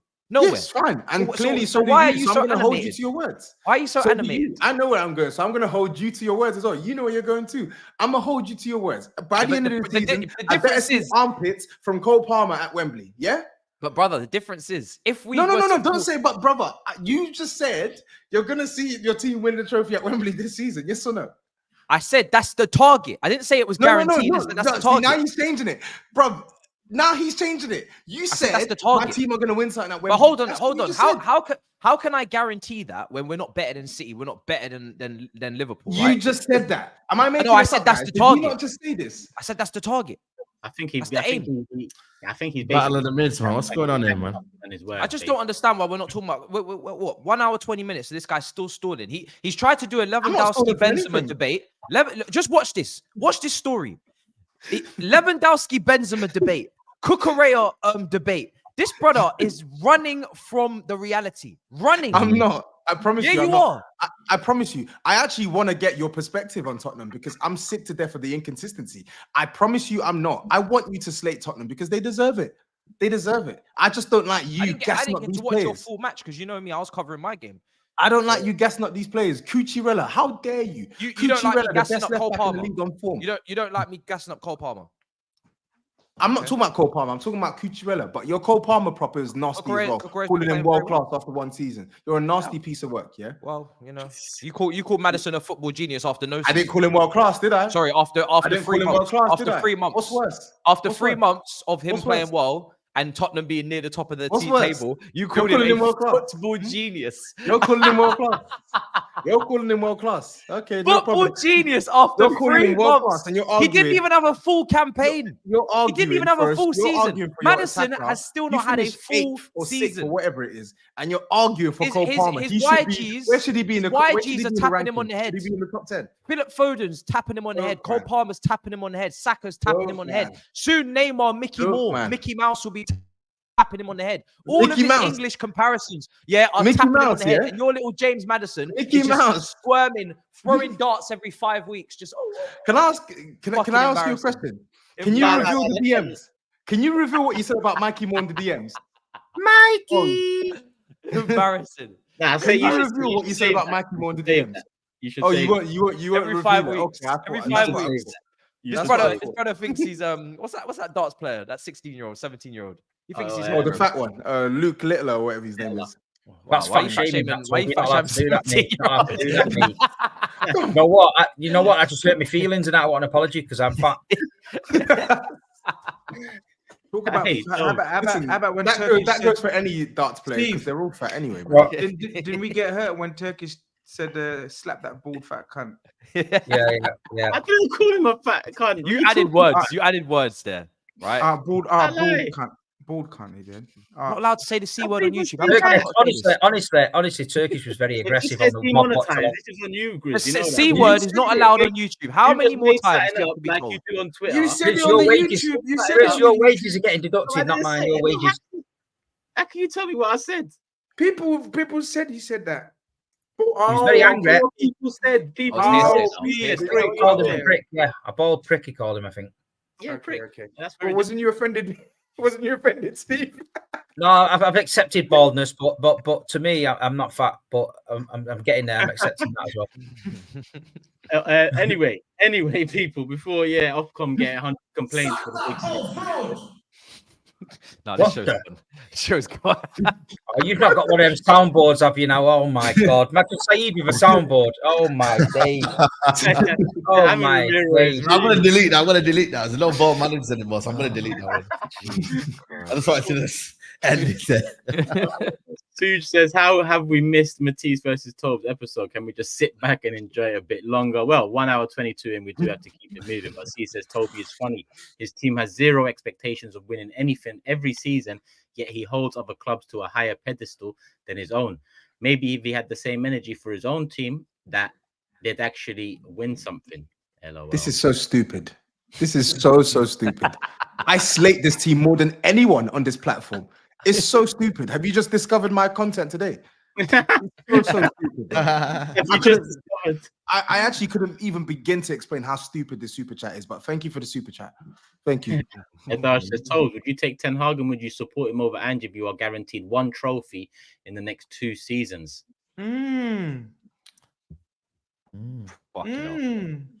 That's fucking hell, man. That is mad. That is mad. Listen, bro. So wait, it says, would you take why are you saying and that's mad? If I said to you, you have no manager for 2 years, but you win a trophy, the answer is yes. If I said to you, GRIZZ will be your manager for the next 2 years and you win 1 trophy, yeah, but Ten Hag could. Yeah, Ten Hag could have. Turkish, He could I'm have not them even in denying 14. that. I'm talking about the name. Ten Hag. The football was dire, bro. He gave SAEED high blood pressure, bro. He gave SAEED high blood pressure. SAEED was foaming at the mouth like a raccoon, like a rabid raccoon outside Old Trafford. I don't want that, but I also want a trophy. So it's where are you getting these? Well, 1 minute you're calling someone fat, now you're calling SAEED a raccoon. This is going off the scale. This raccoons are white and black with stripes. That's like asking Tobs, like, would he take would he take a 10th place and say a 12th place finish in the Premier League? I say he has to take it. I would. I think frame it. He has frame the to. question that He has way, to right? take it. Yeah, Don't that's tough, mention though. Ten Hag. If you said 12 for the would I Carabao finish Cup? eighth, No way. would I finish 8th or 9th or whatever and win a trophy? Yes, I would. Because what do we really get from? Listen, 8th is nasty work. I don't want to finish 8th at all. But at least if I'm finishing 8th, I've got a trophy to boot. What about 12th? What's your cutoff point? 13th, 14th, 15th? Yeah, I'll take it. We won the League Cup and Spurs finished 11th. So, So if you survive relegation, you can take a cup. You'll take that season. Basically. Relegation. What do you mean relegation? We're talking about. Like, if you finish like 17th, he's well seasoned in mid-table. This is someone that was birthed in mid-table, and you're asking him, would he take 12th or 13th? Or of course he would take it for. Nah, you're nasty. Listen, do you know what's crazy? Do you know what's mad? Yeah, in my lifetime, nasty. Listen, in my time supporting Spurs, I would actually say Arsenal have. In fact, let me know. I'm not. Toby, right? Toby, listen, Toby, right? I don't know what he was going to say there. What would you do? What's All your I'm plan saying in is your this. head? All I'm saying is this. Toby, In my life, Toby, I've seen what's your Liverpool plan? in the doldrums, Chelsea in the doldrums, Arsenal in the doldrums. That's what I'm saying. Man City were a longer mid-table team than Spurs were in my lifetime. Yeah, but Facts. No one talks about that. You know, that's true. I just want to ask Toby this. Let me ask Toby this. Yeah, what's your plan in your head if Tottenham win a cup? Like, you must have thought about it and thought, right, if Tottenham win a cup, I'm getting on it. I'm doing this, I'm doing that, and all that. What you won't know what to do, will you? I think you'd just be wandering the streets on your own with a beer and that, wouldn't you? If Spurs win a trophy, all I'm gonna say is this: nothing's off the cards. Yeah, nothing. What, like proper bender, like flat out. Vegas, waking up in Vegas with a raccoon. If we win that Europa League, where is the Europa League final this year? What city is that? What's that? Is it in Hungary? Might be in Hungary or something. I don't know. Whatever city that city's getting torn apart. I can tell you that. Oh, it's in Bilbao. Spain. Hold on a minute. Yeah. Hold on a minute. Bilbao. Steve, he'll be in a dressing gown, pina colada, in one of them driverless Bilbao. cars, and bombing it down the motorway. Hold on a minute, lads. We've got to remember, this is the same guy that sold his ticket for the Champions League final. Do you remember that? Yes, I do. I do. And I won't make that mistake this year. The biggest ever game in your history, and you took I the will peas, man. FaceTime you outside. How much was it? How much you get? I got like 4 bags. Should have got more. Fuck's sake. What was the reason of Toby? Was it just? Could you imagine, Chris? Could you imagine if Tottenham had beat Liverpool in the European Cup final and the players are running around with the European Cup and Toby's in a bar drinking a pina colada with 4 bags in his pocket? You always do this. I've told you my predicament, right? It makes sense what I did. What backfired for me is I couldn't find a ticket out there because really, if I can sell one for more money, then it makes more sense economically to take that money and go and buy another one out there. Big risk, though. Big risk. Yeah, it is a big risk. Yeah, it is a big risk. Backfired. But I mean, Liverpool scored inside 4 minutes, so it is what it is. We didn't win, so it's not the end of the world. If we're in the final, I can promise you, I ain't selling that ticket for anything. I'm surprised you didn't get more money for it. Nothing. Nah, it's about those days. That's about all right. Yeah. Nothing. So, but yeah, go on the Tobs. I mean, we've kind of gone into a Tottenham segment. I'm waiting on you lot, man.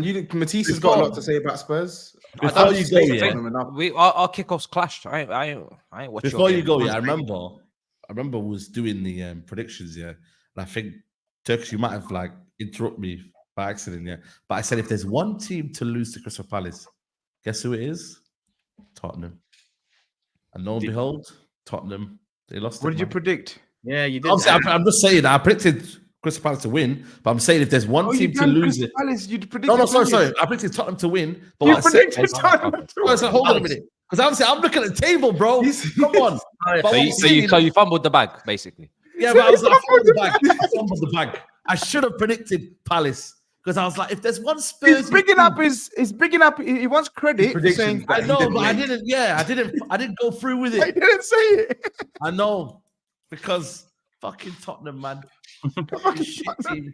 You're actually, you know, you're actually generational. I swear to God, because you tried the clout chasing thing and you didn't even predict what you didn't even put that. I was thought to myself, nah, Tottenham will. Nah, Crystal Palace is shit, man. And then Spursy. There we are. Yeah, bro. It's very inconsistent. I was looking at the stats this season. We've not won more than 2 games in the league. We've not won more than 2 games in a row the entire calendar year. It's not happened.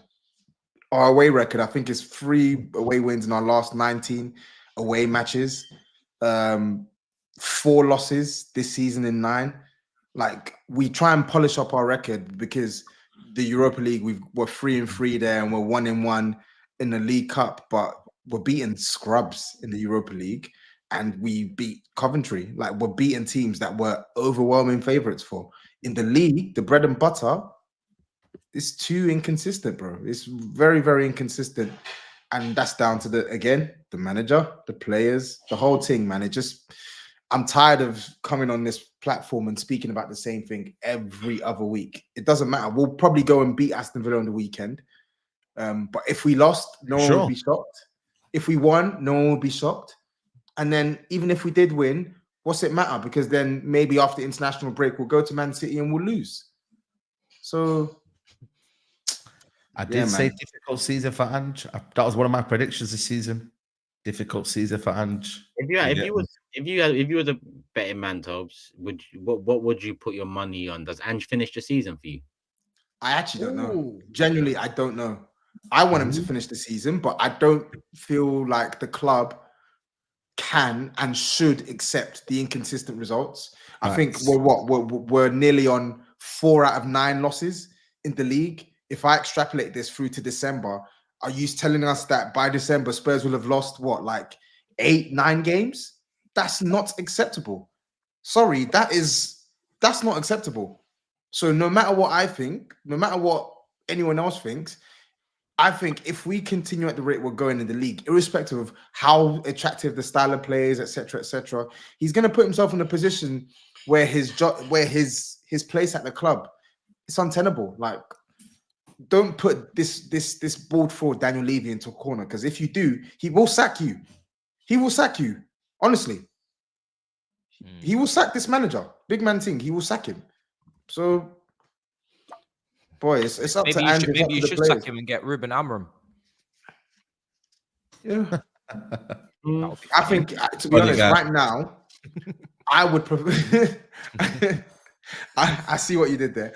I would actually prefer for us to keep him and for him to fix the issues that he has, and for our players to fix the issues that they have, because these issues are fixable. It may not lead to trophies straight away this season, but at the very least, you'll win more matches, man. We'll get more points on the board. I'd much rather persist with that for now than get rid of him. But I'm also not stupid. Like, I know how football works. Eventually, the results are going to get to a point where the powers that be can't ignore it. So, yeah, man. Let's see. Let's see where it goes. I think until the thing is with Tottenham is that even though they've lost that game, they're not far off like where they expect to be. Maybe 4 points, 3 points. You'd have to be like 10 points off, 9 points off, and then it becomes like we need to make a decision here. Yeah. So and the thing is with that Premier League top 4 race from 4th to 9th in terms of that group of clubs is very, very tight. I know Nottingham Forest there and now, Nottingham Forest are there now, but when the season settles down, it's going to be very close, very close. It's not going to be a big gap. So unless he has an absolute shocking run, I think he will be there because like he's not going to be cut off. He's not going to be cut adrift. Yeah, I don't know. I don't know, man. Honestly, I don't know what to think, man. I just want him to be a success, but it's tough, man. You can only mention underlying metrics for so long. Like, you actually need points on the board.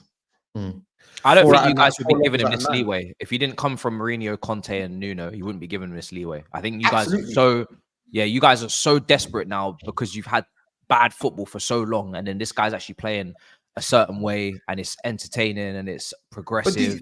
But do you know what it is though, Matisse? It's because the football for the most part has been good this season, and it should have led to. It probably should have led to more points than it has done. And because you can pinpoint specific issues, some of which may not be down to him, it makes you think, you know what? If this player did this, and if he does this the next game, it could work. But as I said, there's only so long you can keep saying that. Eventually, it's going to be like, yo, this is what it is. Do we like it or do we lump it? Or sorry, do we lump it or do we like it? And at this point, I actually don't know. I want to like it, but eventually we might have to literally just kick this guy out of the club. Hopefully that's not the case, but who knows? I think we got to give a bit of credit to Crystal Palace as well, because it was a good result for them. They were getting bogged down. The Elise is a massive miss. The kid they sold to Fulham, Anderson, that's a massive miss. Last season, I thought they were coming good under the new manager near the end. I thought Palace was getting some good results. On the overlap beginning of the season, I tipped them as my dark horses, and then they started the season terrible. So for them to pick themselves up and get a win, I do like their manager. I think he's all right. But like you say, Tottenham are disappointed. But I just had a feeling that watching Tottenham the last few weeks, they're not quite there. You know what I mean? The United result maybe painted it a different picture, but the sending off was a big factor. But like Toby said, you can't go losing this many games, and he is under pressure. There's a lot of Premier League managers under pressure at the minute, you know what I mean? And the Palace guy is one of them. But Tottenham, I don't know. There's something missing for me there. I don't know what it is. I mean, I don't get this Maddison hype for me. I don't get it. And no, that's my opinion.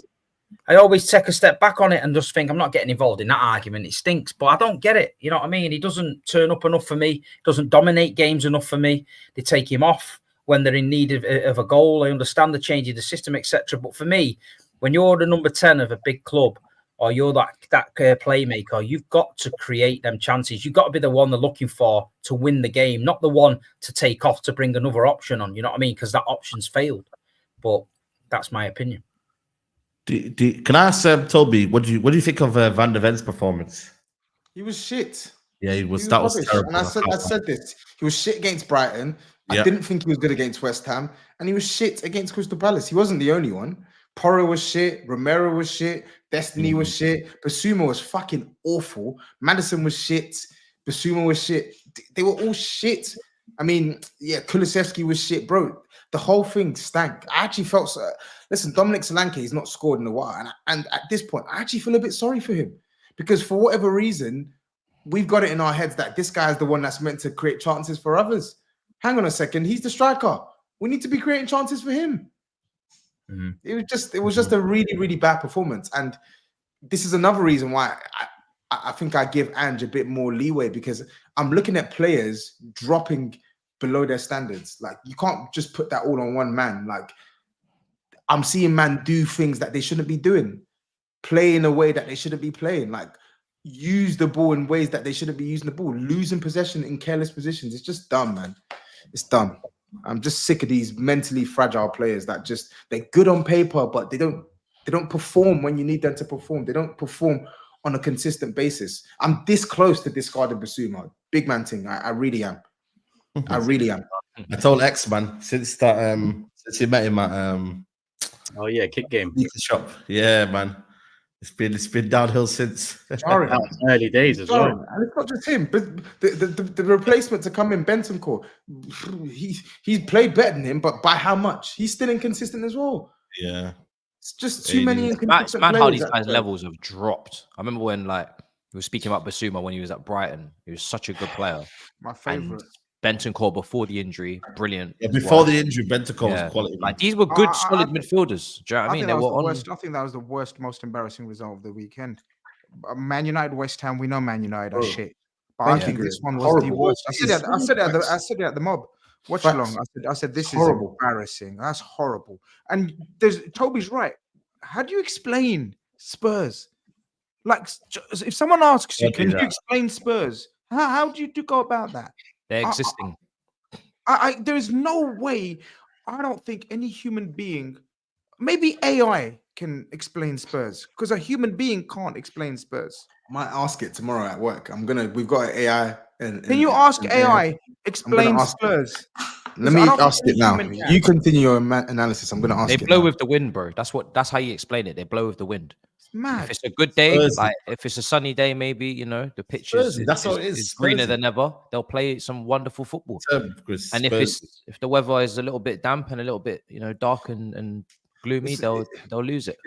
Do you know what? It's annoying. It really is annoying because, as I said, I'll reiterate. I think we should be on more points this season. I think we've done enough to be on more points, but there's just something about this team. Like, how can you go from putting in a second half performance like that against West Ham to putting in that terrible performance against Palace? Like, we didn't just lose; we were comprehensively beaten. Like, they nullified us offensively, and then defensively, they poked holes throughout our defense. Just pathetic, man. I'm about to ask it now. So, what was the question? What is it? What are you asking? How would you explain define Tottenham? Define Tottenham. Yeah, define Tottenham. Tottenham Hotspur. So this is Chat GBT +4. I think this is the turbo one. So he says, so it's just giving me a description. He goes, Tottenham Hotspur, commonly referred to as Spurs, is a professional football club based in Tottenham. Here are some key points about the club. Foundation and history. Tottenham was founded in the club has a rich history and has been a significant part of football for over a century. I actually agree with that. The stadium's home ground is Tottenham Hotspur Football Stadium. Nah, I'm gonna ask. No. But what do you think of Tottenham? If it doesn't reply with what just got anything about it. Yeah, it says anything about it. As an AI, I don't have personal opinions or feelings. However, I can provide an analysis based on available information. Yeah, man. Long thing, man. Yeah, this is said enough. It's not giving me the responses I want. It should be harsher. Get a premium version, man. Is there no premium version or something? Gold standard. Turbo Plus. Yeah, Turbo Plus, man. Let me do some super chats on Tottenham. Do you think that Ange in-game management is too rigid from AMT? I think his in-game management is absolutely shocking. Full stop. Ben says club is too nice, buying too many nice players. We even took the toughness out of Romero. When teams don't allow us to play, we have no fight. Facts. There's no leaders in that team. Said this after Brighton. There's no leaders in that camp. A lot of good players, some quality players, but just ultimately too many on your day. Yeah, he's feeling it some games. Some games, nah, I'm not on it. Dead. Miss me with that. CM says Andrews picked up the least amount of points over 38 games for Spurs since one day Ramos. Ange 56, Ramos 51. Damning stats. But Ramos, it turned out well for him in the end. Well, Ramos was dog shit as well. Oh, he was awful. That's awful manager. I'm surprised you got a statue of one day after that League Cup. To be fair. Why? He was terrible. He won us the League Cup. Maybe one day, Steve. Maybe one day. Terrible. C's replying from earlier. My super chat makes sense. Tottenham fans say they have the best left back, best centre back, and football genius in midfield. Still can't win a trophy. Zero expectations. Who are these Spurs fans that this guy's speaking to? It's the same guy that spent 20 quid. Best left back, best centre back. Get the hell out of here. I'll tell you who it is. There's a guy on my Twitter, Tottenham fan. I forgot his name. I know who you're talking about, man. Yeah, you know the one, isn't it? On your Twitter or FCM, because Fuad said something mad about a doggy recently. Yeah, but we're talking on form, on performances. Destiny was a contender for PFA Team of the Year last year. Is that such a bad thing to say? Fuad said he's going to be top 3 left backs in the world or something. I mean, Fuad can predict Destiny's potential. You don't even want to back him. I can see your face. No, I said Destiny's potential is higher, but I think we need to see. There's more sample size we need to see. But I think he's got a very high ceiling. I don't think he'll be at Spurs in a couple of years. Cool. Regine says all Toby can do is argue about what other teams need to do. Can't back your own team because Matisse is right. Spurs are and will forever be crap. It's the same person that was sending super chats yesterday. Thank you for the super chat.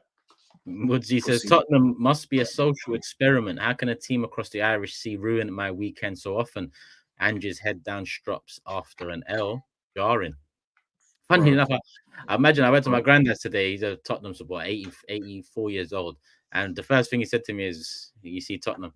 I was like, "Yeah." And he was like, "Why does Andrew always put his head down when he's like, all the time? All the time. It's bizarre. He just like this. Yeah. Paul Bearer, man. It's Paul Bearer, isn't it? It's not inspiring. He's Undertaker Kane to come out. But did you see the press conference? The press conference. I can't remember what the journal was. The journalist was asking. He was. And he got mad rattled, bro. Oh my days, bro. He's mad rattled. Wake up to Toby in a sarcastic way. Tell me about Spurs. Use this prompt.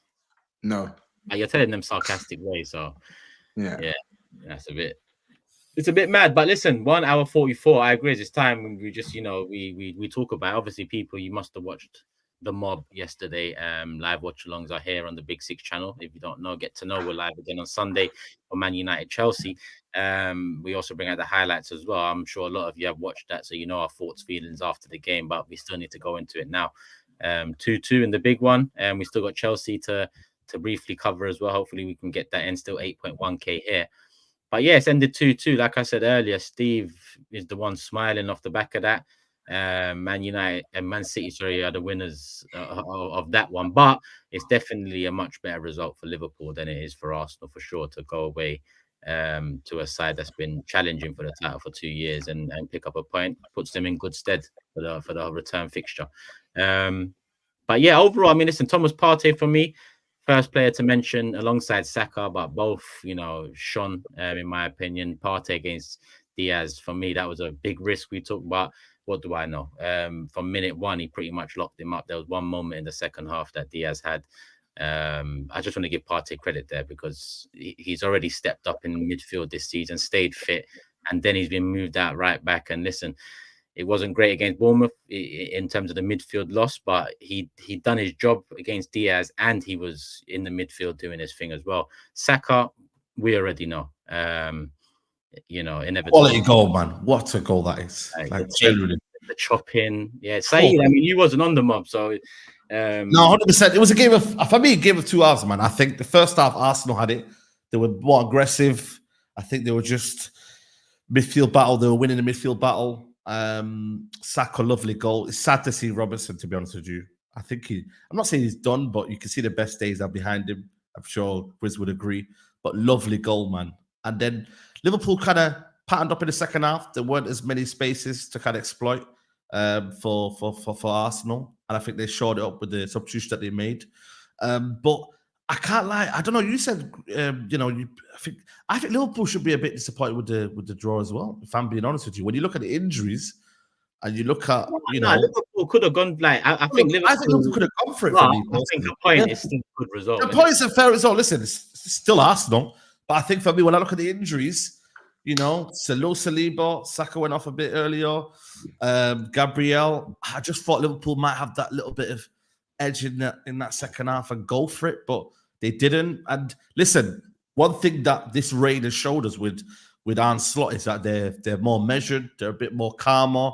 They don't need to just kind of play hoofball and whatever, and it becomes a basketball game. They're a bit more measured, and listen, they'll take that point. But I just thought for me, basic in that whole game, I thought Liverpool would have gone for it. For me personally, but ultimately, I think GRIZZ is happy. There's no war hat, but hopefully that soon will come out later on. I seen him putting something on Instagram though, but I don't know if he's trying to make a signal there. With the ninja sign and that. You know what I'm saying? The Big Six. Oh, what? When he was battling the Arsenal gremlins. Yeah, the Arsenal, bro. He was. I've never seen GRIZZ that rattled. This brother. Rattled? I was bored, so I was supposed to. I know you're bored, but I'm just saying that you were on it, bro. You know me not like this. Today GRIZZ, the gremlins were. I know you are, and I thought, is this Steve or is this GRIZZ? You know what I mean, man? Today, if I was monetized on Twitter, I would have made a bag today. You would have made a bag. I see that. I would have made a bag today. I must have got over 50k interaction engagements. But it's all fun and games. I think it was looking back, guys. Looking back, I think it was a crap game of football. I genuinely second half, not the first half. The quality over. I think so. Okay. Yeah. So for the quality of two teams being like sort of either second or third best teams in the league, right?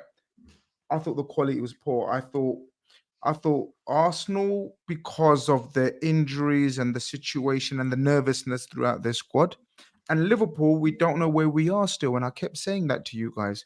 I don't know where we are yet. The more games we play, the more better the opposition, I'll be able to give you and telling where we are. So therefore, I thought the game was poor. Saeed, I agree with you. Once they ended up with the back four they did in the last 15 minutes, we should have gone for it more, but we weren't good enough. We didn't play good football. I thought throughout the game, do you know what, guys? Looking back, do you know how symmetrical that two halves were? Like in terms of their left footer scores, right, a goal, the danger man. Second half, our left footer, danger man, scores the goal, right? So first half, they have domination in that second period. That possession, territorial advantage. Second half, we have it. But neither team created any chances as such. I don't think Keller had a save to make, and I don't think your keeper had a save to make. And both missed chances here and there, like the Salah one, and then there was the, I can't remember who, for Arsenal as well. I thought it was a very evenly contested game. But both had aspirations of winning it because it would have been a significant win. If Arsenal won, it would have been a significant win for them. If we won, it would have been a significant win. But ultimately, I have to admit, neither team deserved it. You have to admit that. I don't think the quality on either side was good enough to get the 3 points. So, but 100% take it. 100% absolutely take it. We went behind twice. As I said, I don't give a shit. They're the second best team, the second hardest ground to go to. You go down twice, and nobody knew what it's like. Like Slot's been taking the lead, and I know we lost the lead to Milan, but can we come back? And we haven't come back many times against, well, 1 win in 5. So to come back and get a result and get a draw without any of our big dogs playing well. You got to remember, I keep talking about the big dogs. Robertson, stinker. We all watched it together. Robertson, Virgil, Mohamed Salah, and Alisson are the 4 remaining big dogs in this team, the old boys, so to speak. Alisson's not available. Virgil was okay. And Mohamed Salah just made another significant impact in the game without playing well again. But he's just there when you need him to be there, make an impact. And I told you a lot at the start, I'll take the point. And the only time I would have taken the point was when 15 minutes to go, where you lot were like, go on in, you guys must win now. Yeah, you're right. I think we should push, but we weren't playing well enough. That's where Slot doesn't. Yeah. No, we weren't good enough. We weren't good enough, Saeed. There's no excuses. We didn't play good enough to turn it on. I completely agree. And we were saying this, and you kept pushing back on us as well on the stream. It's different watching the game and then watching it back after, though. No, man, come on, man. When I watched it back, I know I said it at the time as well, though. I said, no, I think you're right. I think you're right. We should go for it. I think there's a winner here, but we weren't good enough. We didn't play. There was no fluidity. There was no fluency, but we showed character and personality, man. And that's what I want to see. If we're not playing well, keep it moving. Keep it moving. And we've kept it moving. And I say the old thing, man. You know what it's like. After 9, is it 9 games now? 10? Yeah, 9. If after 9 games, you told me that we've been, away to Old Trafford and whatever people say, Old Trafford, but for us, it's Old Trafford. Away to Old Trafford, played Chelsea, away to Wolves, away to Palace, away to Emirates, and we're 1 point behind City. I don't think many people of you lot would have said, shut up, man. Arsenal, Liverpool under Klopp. So people keep saying we ain't played no one. All right, until we play City, we ain't played no one. We carry on. We keep it moving. You play people. That was a very I agree with everything you said. Especially the 2-2 result was a fair result. For me, it's more about the fallout after, if I'm honest with you, because Gabriel and Timber going down on top of what we have already. Yeah. Newcastle away, Inter away, and Chelsea away, all in 7 days. Ooh. It's gonna, we've got Preston tomorrow or Wednesday, sorry, but Newcastle away, midday kickoff as well. Inter away, and then Chelsea. This could make or break Arsenal, is 3 real big fixtures, especially when you consider everyone's got injuries, but we are depleted. Like, I'm not, no one can hide from that. So we have to work it out. Odegaard, it seems like he's a week and a half maybe away from returning, but that will lead smack bang in the middle of that week. So I don't we're gonna have him back. So it's more the fallout for me. That's all it is, really. I mean, obviously the referee stuff, we all gave our opinions on that at the moment it happened. But yeah, I can see. GRIZZ, Are you in this title race then? Grizz, are you in this title race? He said 12. I was going to ask him, mate. He said 12. No, you can ask me. Oh. Okay. Grizz, your expectations for the season, have they changed from what you once thought in August? Oh, no. Oh, shit. Oh, shit. Oh, shit.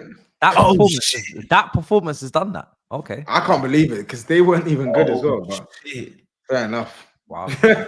I respect it though. I really respect it. Take a picture, man. I want to take a picture. I want to take a picture. Microphone check. New microphone. You understand? You better be understand. I like it. Liverpool Football Club. Full screen. No, we don't need full screen. Okay. Liverpool Football Club are in this title race. The big Okay. dogs Okay. have made a return to this title race, to this title charge. I was going to say game week 12, but you know what? Since Steve called me Ant-Man, I thought, fuck you. Nah, I love that, man. Ladies You know what? and gentlemen, we got him. I like this, man. Grizz, I'm proud of you, man. Can't lie. Let the war begin. Let the battle Come on. commence. I missed the hat, man. I missed the hat. I missed the old war hat from back in the day. I like it. Man Yeah, City, Liverpool. And if Arsenal want to be in that race, that's up to them. But Man City and Liverpool, We're creeping, man. we're back we'll at the see. top of the Yeah. table. And it's war. Right. Oh, it's Bring it on, war. man. Okay. Bring it on. When are you not playing Anfield in 3 weeks? Yeah. Yeah. At the end of that run, they said, innit? That 4-game Yeah. run. whatever. It'd be a massive. Yo, right. be a Big massive- game. Big game. Come on, man. That's gonna be We, crazy. you know what's mad, yeah? Ten Hag leaves. Big Grizz is back in the title race. War has that. We need something else, man. What? Who's else gonna do that? Something? Anyone else? Matisse? My guess is No, over leave to Matisse. Chelsea. Matisse is top 4. Let's top 4. I'm quite comfortable where I am. Thank you very much. Yeah. We need someone else though to do like something, you know? You know what I We'll mean? wait for it. Postecoglou is job security. That's the next bomber. That Yeah. not looking at anything else. Could be. Yeah. I hope it's not, but it could be. Yeah. Let me get Is the that super, Go on. Yeah. let me get the super chats in, and then because it's 4 minutes to 2 hours on the clock nearly. And I do want you to have a word on Chelsea. KP says, let's talk about Arteta's legacy. He has to win something, otherwise Ten Hag will have a better legacy than him. That's mad. Well, to be honest, Arteta does need to win something, but Ten Hag's legacy ain't great, is it? The pressure is on Arteta and Arsenal. We must. You are right there. But we can talk about his legacy once, I guess, this season is over and we see what we've done or haven't done. It is a big one. I don't know about, obviously, with the legacy business, Ten Hag legacy, forget all that. But I'll reiterate, that's going into the 6th season now. He is under huge pressure now to deliver something. And I know you're saying, I know it's your personal opinion about the League Cup. But then that leaves the Champions League and the FA. Okay, are you dismissing the FA Cup as well, by the way?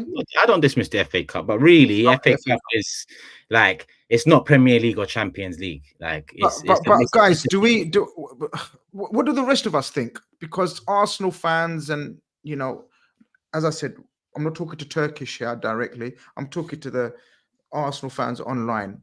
It's just like every week, you know, you're talking about thinking we got this set up, we got this best player, we got this best player. They genuinely, like Toby, not many Spurs fans think they've got the best centre back and the best left back, whatever. But Arsenal fans are convinced they have pretty much the best player in every position and the best structure right now and the best scout and the best analysis coach and the best, you know, chairman and the best ownership and everything, the best fan stadium. It's not like me, Grizz.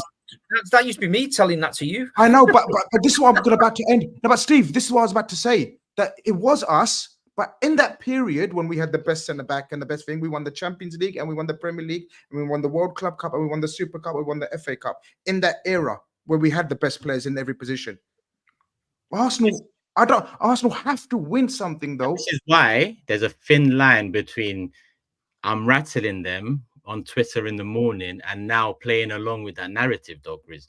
Because I don't hear anyone saying this player is the best. Like Saliba's got that over the years, Saka's got that over the years, Odegaard's got that over the years. As people said that about Havertz, Trossard. Said it about Rice.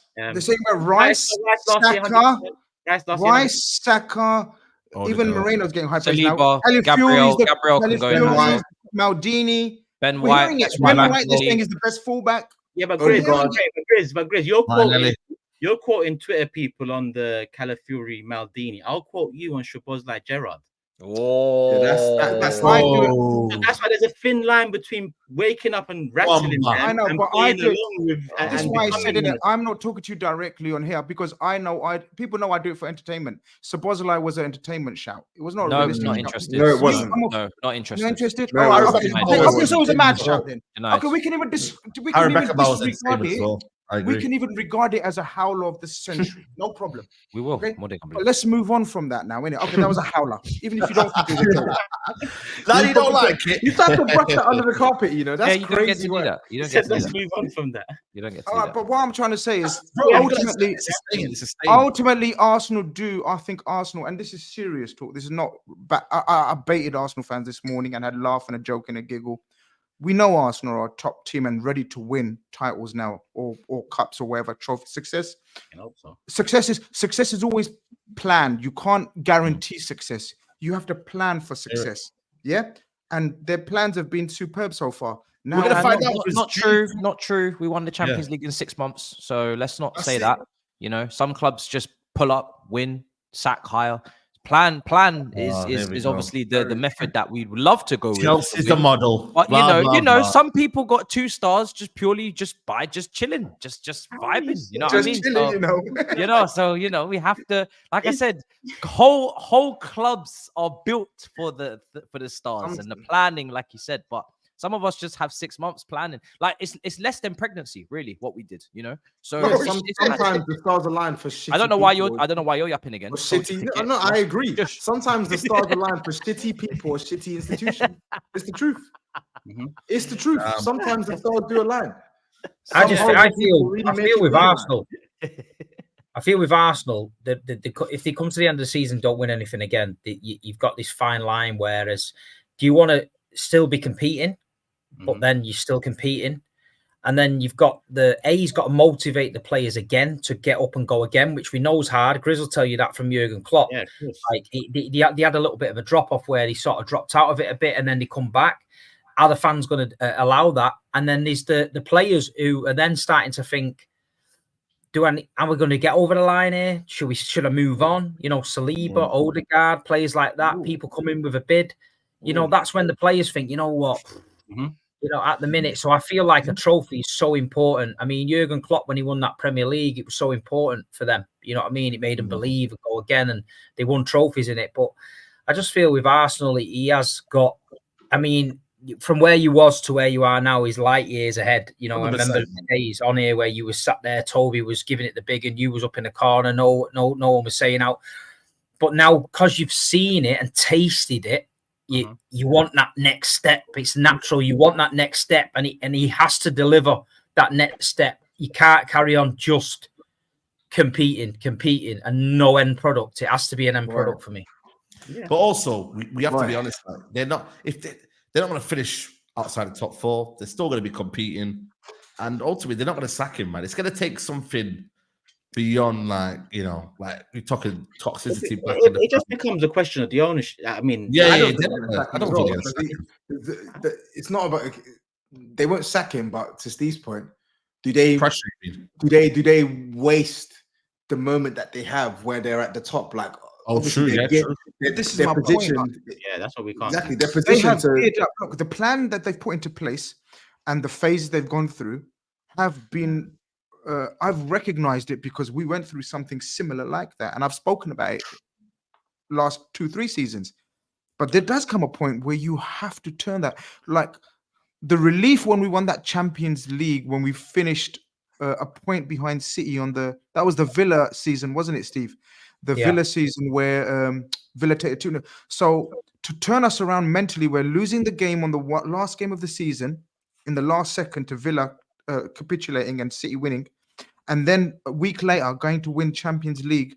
The relief that club brought to the club and Klopp was huge. And from then on, we started winning 5-6 trophies. Arsenal have come close twice. But third time, are they going to go as close? What if they're not? Okay, for example, what if they finish third and no trophy? Like, let's say over 10 points behind City and Liverpool pipped them to second and no trophy. He will be under pressure. He'll be under huge pressure. Yeah, I mean, I don't think he'll be under pressure from Really? the fans or the club. I don't. I think it will be external pressure. Fans, yeah, not the club. Yeah.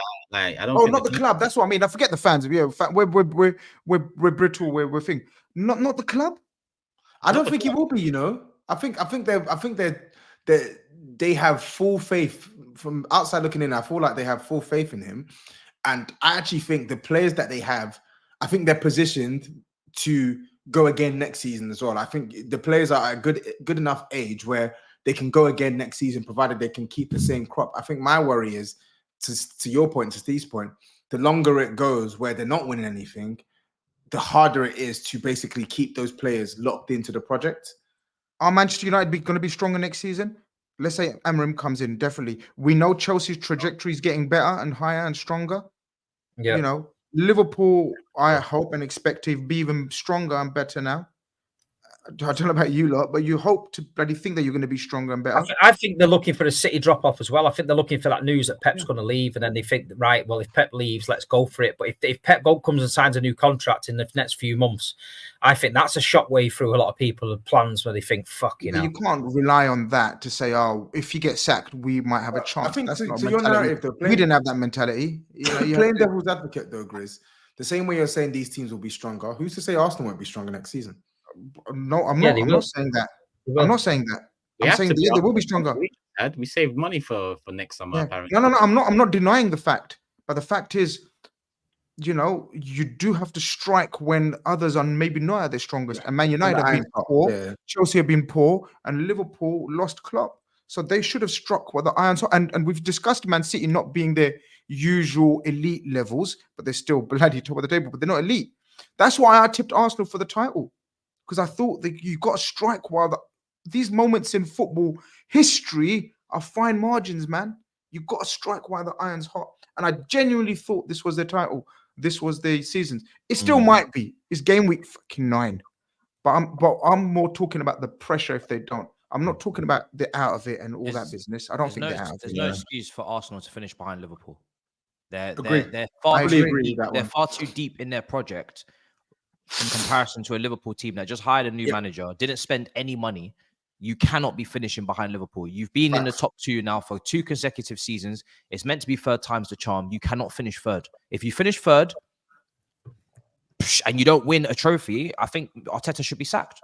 I think it needs to be a little bit more clearer than that, because there are other managers. Toby? No, because I feel like people are tiptoeing around the reality. If he finishes third behind Liverpool, slots first season, right, and you don't win a trophy, he should be sacked. Xabi Alonso is there. Ruben Amorim is there. There's other coaches. Like, why are we pretending Arteta is the only manager in the world that can manage Arsenal? This is the kind of shit that will get you into predicament where you don't win anything. Could be available. Ancelotti's off to the internationals. He's on the decline probably, but I just don't understand why. I don't know why people feel like Arteta's the only person that can manage Saliba, Saka, Odegaard, Calaf. I'm not even saying that. I'm not even saying that. I'm saying he needs to deliver. That's what if you're big. Agree. He does need to deliver. Again, I'm just playing devil's advocate. I just think to challenge for the title 2 seasons in a row, and then if you don't challenge it for the 3rd season, to get sacked, I can't see that happening. Yeah, because you've now shown Brendan Rodgers. Sorry, I can't see that Brendan Rodgers. In any other club, you've done a Pochettino. How many times have we sat? But we didn't start Brendan Rodgers. You know, how many times have we sat in and said he has not achieved more than Pochettino or Brendan Rodgers up until this point? He has to win something. If he does not win anything, I hope he doesn't win something. So I can if he doesn't win anything, he's no different to those people. No, but which part do you disagree with, Toby? What Matisse is saying? Which part do you disagree? It's not even necessarily. I think, for me personally, if again, I'm probably only saying this because of the similar situation to Poch. My thing is, where you've been so close twice, if you drop off 1 season, I don't think that's enough that's enough of a reason to get rid of him. Because I would say, if that was me, I would say, okay, I think I'm more inclined to believe that this manager with more players at his disposal can get us back to the level that we need to be at. Listen, Arsenal will be approaching a We billion we spend. I we want to we hear it. cuss When we they hit a cuss Man billion United, spend, don't we? when they We- hit a we- billion spend, I want to hear it from everybody on the panel. That's all I'm saying. But then I have to stop you there, Matisse, because again, you're going into waters I don't think you know much about. No, bro, I'm not going into waters I don't know much about. When we reach a billion spent in the next few years, so would have every other club here. 100%. The market, Man United have failed. That's why they sacked their manager. Chelsea have failed. Since Arteta's coming, we're like fourth on the list of spending. So in isolation, you saying that billion spent, we can say this for everyone, and that's the only time I've stopped you. You know, when you've mentioned that, because you're wrong on the whole. But Turkish. Otherwise, there should be 6 champions in 2 years, right? But Turkish, how many years? The guys had a long time in one job. You don't usually get this much time in the job. At the end of the day, if they finish third, I said third, not second. You finish third. Nobody's going to sit here and make Arsenal favourites again for the Premier League title unless they do an absolute madness in the transfer market. They haven't shown in the last transfer market that they're going to necessarily guarantee that madness. So unless you're willing to give him 3-4 months in the Premier League, like a Ten Hag, but obviously to a much bigger scale, and say, all right, we're going to give him, and then what? If he's not looking like he's going to win it, are you going to sack him in November? I don't know, but my thing on this subject is, look, you're getting all of us. So this is the most animated you've been all day. Because we've been talking about Ballon d'Or and Benzema and Lewandowski. I know the agenda you want to run. I get it. And it's not an agenda. I don't think he'll be sacked. It's not an agenda. It's not an agenda. We all know what you want to. We all know what's brewing inside of you right now. It's not an agenda. Let it happen. Like, why do we have to talk about this every 2 weeks and get sound bites about what will happen if Arsenal don't win something? Or what will happen if every 2 weeks we go into this to get, if Arsenal finish third behind Liverpool, 10 points off top, then yes. If he gets sacked, I don't disagree with that. Yeah, but who started this conversation? It wasn't me. I don't have an agenda. If we turn it round, no, but you get most animated. How come you got so animated to the point where? Because I want to make a point. No one's making any points. Everyone's tiptoeing around like, oh, maybe he could stay. That's my opinion. I'm giving a proper point. No, but your points are weird, because even when you said, the Pochettino didn't win nothing. Arteta's actually won something. I didn't want to cut you there because people will then say, yeah, that was 5 years ago. I know when it was, but bro, how long has he been in the job? How long was Pochettino been in the job? You're comparing 1 year of Pochettino saying he didn't win anything. 1 year comparison to what? 6 years it will be next season. I'm talking about Pochettino at Tottenham.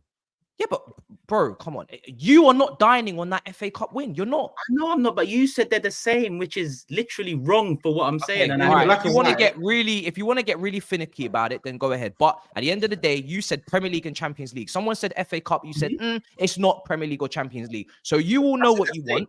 You will know what you want. You want a Premier League or a Champions League. You can't have it. You can't have your cake and eat it. Everybody's been saying Arsenal, Premier League, this is what it needs to be. You've even said Premier League is more important than Champions League. That's bread and butter. So if you don't get that done and you finish third, I don't really know why there's all this backlash to what I'm saying. It's crazy. No, but I've agreed to it. But my question is, why are you so animated about it?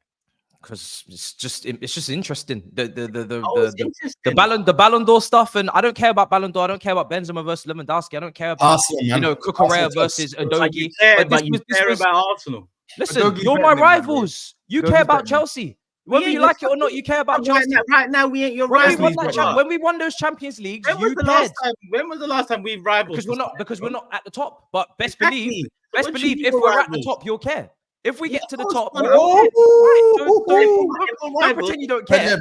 You do care. But Turkish, I don't like the way you're talking now. Why? I can't lie. I don't like the way you're talking now.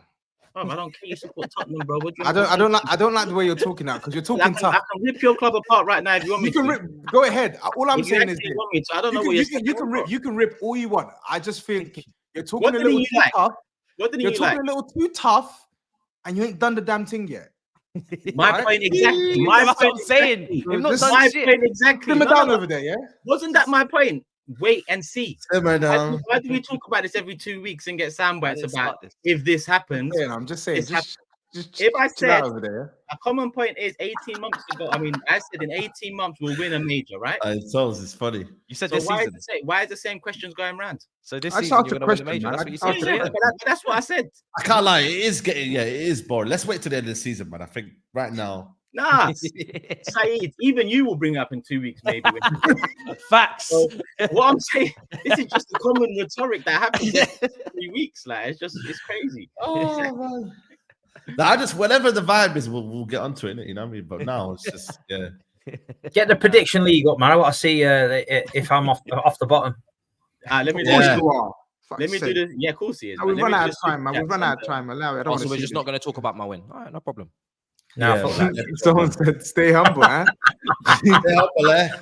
Stay humble, eh? Stay humble, eh? That's actually good. Why does bottom mid always show his armpits for his rivals on the mob? As he was slotting it out for the Reds, I ask again: is he available for Stags? This is fruity chat, this mate. Jazzy Jeff, it's I'm fruity, available man. for your mum. How about that? How about that? How about that? I'm with it, Jazzy. Come on, mod Jazzy. Come on, mod Jazzy. Sick of this guy. Absolutely sick. I bet he's gonna say his mum passed away or something. No. Yes. I did not expect that one. Okay. Wow. That is wild head loss. Hey, nah, that was mad. Next one. When will Big Ibo get his flowers? No other defender in world football is able to cover Trent's arse as well as he does. Most underrated player in the Prem. Yeah, he isn't the most Ibu was up there for man of the match, man. Trent and Robertson had a poor game. Ibu had to cover a lot of ground and done it brilliantly. Martinelli visibly snagged himself every time he went near him. We saw that. Turkish was pure fuming a couple of times, like, don't give up, though, don't walk away. It's mad because you got Trent and he's like, he thinks he's got him, and then Ibu just pops out. Yeah, and he just walk away. Imagine him just walk away. Yeah, it's peak. Until the referee saved his ass when Havertz spun him. Big challenge. Big man challenge. Havertz spun him with that chest, and he was all holding his and then realized. I don't think it was a chest. I think that's not a chest. Him in that moment. I don't think any dictionary would tell you that's a chest. Well, it's the only line. Toby's chest. They say the line. Only Toby's chest comes up to there. No one else. He was all over the Win the Dog says the mob stream was too scary once evil Turkish appeared. I don't get some of the comments in the watch along are like, oh, have some respect for your friends and this and what did I do? The bald thing, innit? That's Cherry's 1 week. You called them bald pricks the other. Like, what's He's a menace to society. He literally is a menace to society. I don't understand if people why. want to see Turkish evil Turkish, tune into watch alongs every Sunday.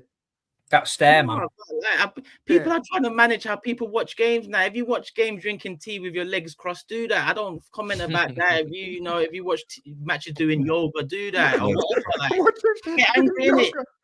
Have you seen Turkish man shoot TVs, bro? Like it's not joke, bro. There's no AK-47s allowed in the studio.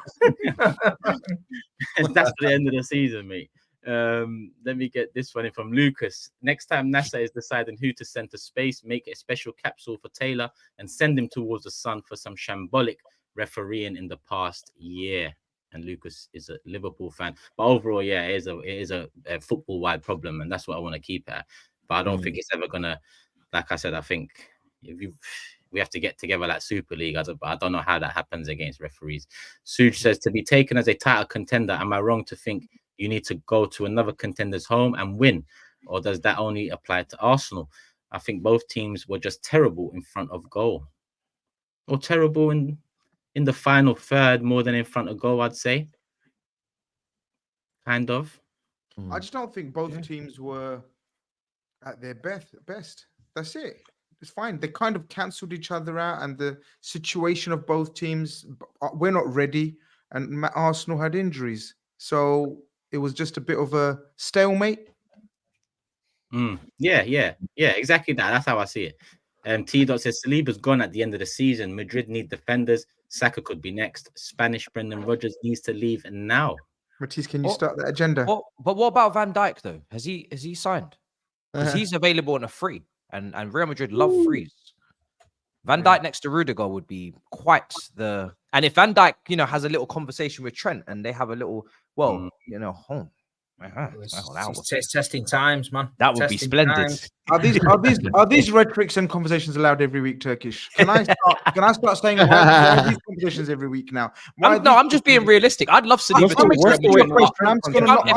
if I'm Real Madrid, the dignity of answering it. Even if I'm Real Madrid, I'm either forking up 100 million Real for Madrid, Saliba, though. or You're I'm paying no compensation, no money for Virgil. Virgil van Dijk's free. So until these contracts are signed, Grizz, we see announcements. We will continue to monitor the situation as. Of course, absolutely. We must monitor the situation. I expect you to. Trent said he wants to win a Ballon d'Or. He's not winning no Ballon d'Or at Liverpool. So let's just cut the crap, right? He's Al Madrid. We already confirmed. Yeah. Sources. Kiefer says on that subject, Madrid lose 4-0 to Barca and Vinny loses the Ballon d'Or in the space of 48 hours. Turkish Grizz, better hide your players. Perez is going to do a madness this summer. Keem says Turkish and all Arsenal fans love talking big, having not won jack shit. Absolutely, I haven't talked big, mate. So I don't know where you're taking. I don't know why these lot get their knickers in a twist. Like it's real knickers in a twist, these man. That it's absolutely. That's why I said it's not actually Turkish. Turkish don't talk big. It's some of his stupid fellow Arsenal fans that talk so big. And the thing is, every fan base has it. Every fan base has them. We have it. We have it. Like we are top 1, 2 in terms of craziness. Every fan base has them. 100%. We've got some cringe fans as well. Don't get it twisted.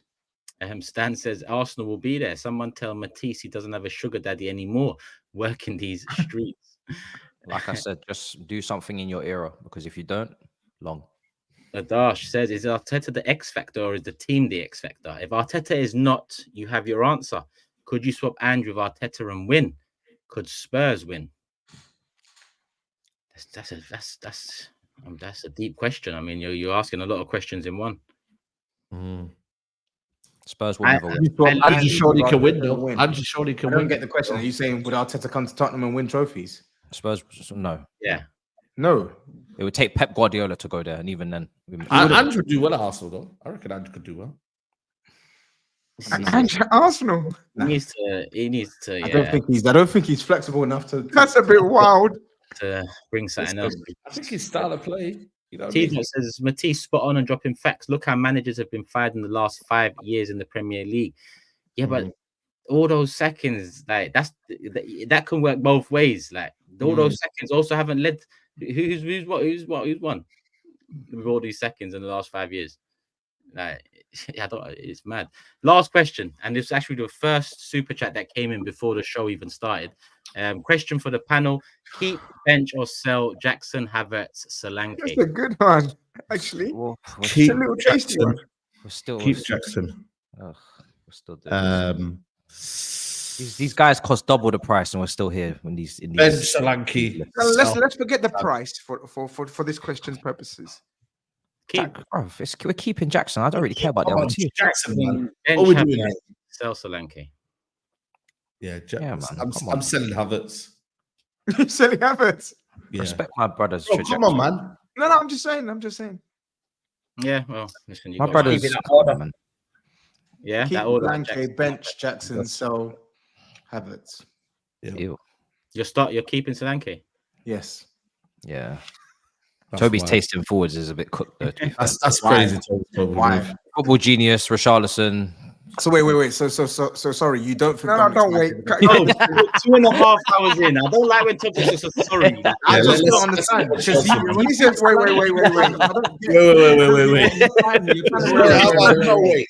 He's so easy to get. Wait. Yeah. Jackson's the one that needs probably praise. He wants us to wait to justify Solanke. Get out of here. Wait. Chelsea, I mean, listen, we are 2:22 in, but yeah, I'll keep it brief, man. One thing I will say before you go is Palmer keeps on doing things that it's the beautiful game, and that pass. I'm 36 years old. I've seen football from back in my day. That pass belongs in any era. That is up there with the best passes I've seen in football. How deep he was to trick the defender, go inside, it was sensational. Street baller, man. He's a street baller. Yeah, I make no mistake. That guy is the reason why I've got any bass in my voice these days. Like he is just ridiculous. Like he had a goal chalked offside, which was offside by a kneecap, and nice finish as well, though. Yeah, it was still a good finish, but got his goal near post. Lovely finish. He's got a routine of doing that now, shooting on that left hand side. And when you're watching him, you're just seeing him pick up the ball in so many zones. It's the right, it's the left, it's the 10, it's deep. Playing those type of passes for me is what separates him from a lot of players that he gets compared to. Bellingham's, for example, like these passes that he's playing they're creative passes from deep. They're midfield free passes, even though he's an attacker. And then, yeah, like you said, the pass was ridiculous. And that touch that he had as well, a lot of people thought a couple of weeks ago the touch was fake. You know, there was people getting into the pixels of the images, say, oh, he didn't quite touch. Well, I'm sad to tell you that this is a trademark from him. He's done this multiple times. Did it last season, did it in this game as well. It's just beautiful to watch. And Jackson was good as well. Jackson set him up for that goal that didn't count. He get his goal as well. Spinning defenders, creating chances. Very, very good development from him this year. I think he's got 6 goals, 3 assists in 9. So 9 GA and 9. And obviously he's not on penalties, which is really important to note, because if he was on penalties, you know, he'd have more. Maybe he would get a bit more respect. I keep saying, you know, we're not even with baby Jesus now. You know, this is daddy Jesus. And we've moved on. And also shout out to Reece James, because he played left back, played in a different position. Very, very clever from Maresca, something different. I wasn't expecting that when the lineups came out. And he was playing the passes that we thought we weren't going to have without Enzo. Enzo wasn't in the team. And Reece James is playing those brilliant passes over the top. He's picking out runners. He's just changing, you know, the dynamics of the game. And he's making massive blocks, goal-saving blocks. He's the reason... Palmer's the reason why we got our goals, but he's the reason we didn't draw the game, because the blocks that he's making, the defensive, you know, shift that he put in was ridiculous. And he was challenged to be maybe a better captain by the manager before the game. And I think that's fair, because he hasn't really been, you know, present. And he, you know, in that game he responded, but we need to see it consistently now. We need to see it back-to-back games. We need to rest him against Newcastle on Wednesday. He needs to go to Old Trafford, drop a masterclass again. He needs to be leading this team, captain. He's one of the few players that are there that won a Champions League, that saw what we were capable of previously. He needs to demonstrate that in this team, and he needs to lead from the defense. And Caicedo is quietly going about his work this season as well, handling business, leading in tackles and interceptions again. Brilliant passes he was playing at Anfield, obviously for the Jackson goal and for the other opportunity he had, and he's been doing that. So we need to improve. We still got, this is why we are capped at top 4, because we have still people making bozo moments in Sanchez. We're still conceding goals which we shouldn't be conceding. The Isak goal that they scored, we easily could have conceded a second when Isak was dribbling on the right and he just didn't cut it back. Fofana was very shaky, but I give him a bit of a pass because he's had such a long injury for the last couple of years that I'm not expecting him to be a world beater. But the way we defend is, I think we'll be fine. I expect us to be top 4. I think we will be top 4 with what we do. But yeah, the defense is the reason right now we're a bit capped, because we're just so easy sometimes to create chances against, man. We're still very leaky, still very no threat on set pieces in both boxes, which is just going to be, that's just going to be a theme throughout the whole season. I can see it in the profiles. I can see it when people are, you know, you send your Stones up for corners, you send your Van Dijks, you send your Salibas, your Gabriels. We send Lavia and Caicedo and Cucurella, and it's just mad. So listen, good win. We needed to win. It was under a lot of pressure. Newcastle are a decent side. They got good starting 11. Bench is, you know, maybe the strength and depth isn't there. They haven't really invested. And we go again. Man United next. Obviously, I'll talk more about that on Thursday, but this sacking hasn't changed much for me. I think it's just a shame, because I wanted to be the one to put the final nail in the coffin, but I'm not going to allow a Van Nistelrooy. Of course, yeah. But I'm not going to pretend for a moment that Van Nistelrooy with 1 week's prep versus our manager that's been here since pre-season, when we have a better team. Outside of the first 10, 15 minutes when, you know, SAEED's in the crowd or, you know, wherever he is going off, after we settle that game down, the quality has to speak for itself and we have to do our business. So, and then we play Arsenal. We're only 1 point behind, and God willing, we'll be still 1 point behind at the very bare minimum coming into that game, and me and Turkish will have at it. Yeah. If you are a point behind, what are you gonna do? Well, listen, let me say, if we're a point behind, again, it's a must win at Stamford Bridge against you, because we need to fix that record. It's a disgrace. When was the last time you beat us at Stamford Bridge? What year? I can't remember. I don't know the dates off the top of my head. I'm not great. His record is terrible.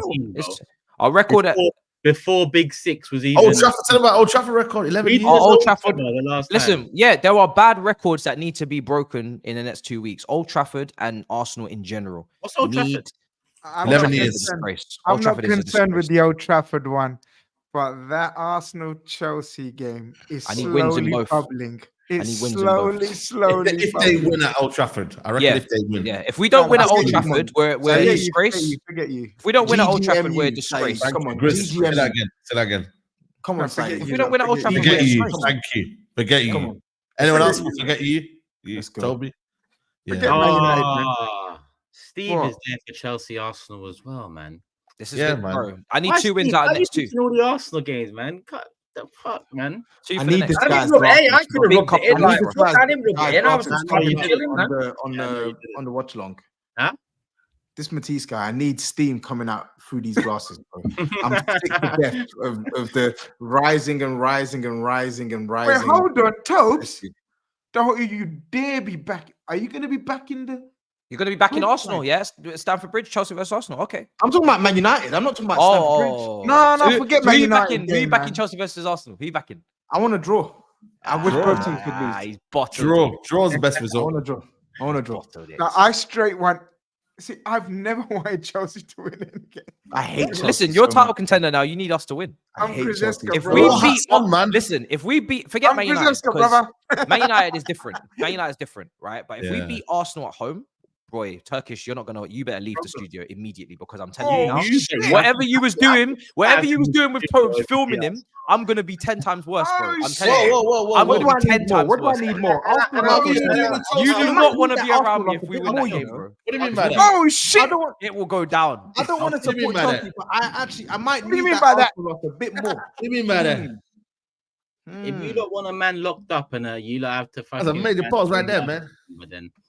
Yeah, Have we got a bail fund? Do we have a big 6 bail fund in case anyone loses it and gets You locked up? see, if Chelsea beat us and this guy does what he thinks he's gonna do, there ain't no bail for me. It's straight. Oh, really? There's no bail. There's no trial. There's no. What should I have done? What should I have done to you after you were doing the same damn shit to me when you beat me at our ground? What did I do to you? I had Sol Campbell with me. What did I do? No, I'm talking about full time trying to hug me and shit, bro. I hugged you. Love for the love. I can't lie. Don't worry, Sol Tobs. Campbell's head If would I have get been my red. opportunity, I will retaliate. This shit, man. It will be love for the love. Money can't believe What about it will be you love for the lot? love. 4 of you lot singing slow. Oh, whatever the fuck. The thing is, we should have beat them last season. We should have beat them last season. We're 2-0. That's what people forget. We should have beat them. We should have beat them at home last season. We were 2-0 up, and then Sanchez did a So, magic. hold on. Is it at Stamford Bridge? It's at Stamford first Bridge, game? bro. Yeah. We will be there. We will be there as usual. 2 super chats have come in. I'm gonna get them 2 in, and we're gonna wrap it up. 2.5 hours. Boy, Chelsea crashing would be delicious. Oh my days, man. Imagine if they lose at home. Oh my days, bro. The endorphins. Oh. This guy gets off to everybody else's demise. The endorphins. The normal one. He says on that Arsenal disallowed goal, Konate was closest to kick that ball after it hit the post, but he stopped playing and turned when the ref whistled. The point is the ref whistled. But Lil Tim says Matisse is right about us. My club has been a disgrace for 20 years, and we are happy to keep Arteta. Sack that fraud and get me a better manager in Inzaghi. It's an elite level sport. Raise the standards. And that's the last one, people. So on that note, give Steve his flowers on his table, man. He's been one. Yeah. I'm getting that in. I'm getting that in. He's only stayed awake for this. He stayed awake for this. He wanted this. His bed's Been a waiting. good week, man. Oh, Grizz, you're finished, Wallahi Billah. I'm not finished. I'm 1 point behind. 1 point behind. Oh, me. yes. What the fuck is going on in my Yo, life? Matisse, what is going on with you? Just long day. Look This who's is what I back, do, bro. baby. This is what I do. Baby. Look who's back on top, eh? I can't lie. Steve's clawed it back, man. Steve's clawed it back, yo. Fair play. Yeah, man. Yes, I was so- out there. Palace won it Steve- and that. Steve got 6 It's points. game week 9, man. How many times have we said we don't look at the 6 table points. until Yeah, we 6 don't look at points. the table until Christmas?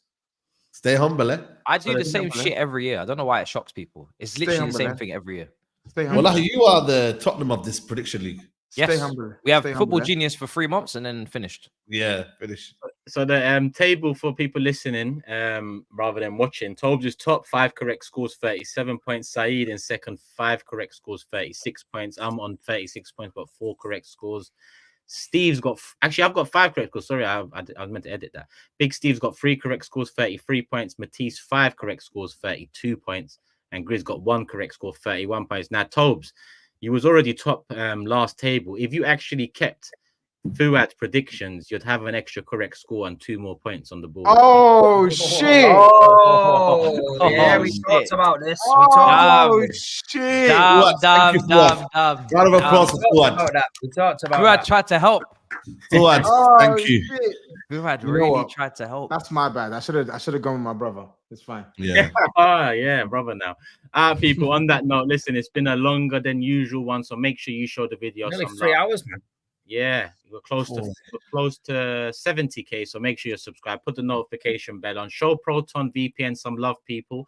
And since there's still 7k here, Wing Kings, Milton Keynes, November the 12th, be there, people, in the evening. At least a few of the big 6 will be there for sure. So if you're in and around the area, November 12th, people, Tuesday night, I believe, off the top of my head, make sure you come down. If there's football on, we'll bang it on the screens as well, people. So Milton Keynes, Wing Kings, it isn't a big 6 event, but what it is an event affiliated to us, and we'll be going to support. So if you want to come meet the gang, come meet the gang.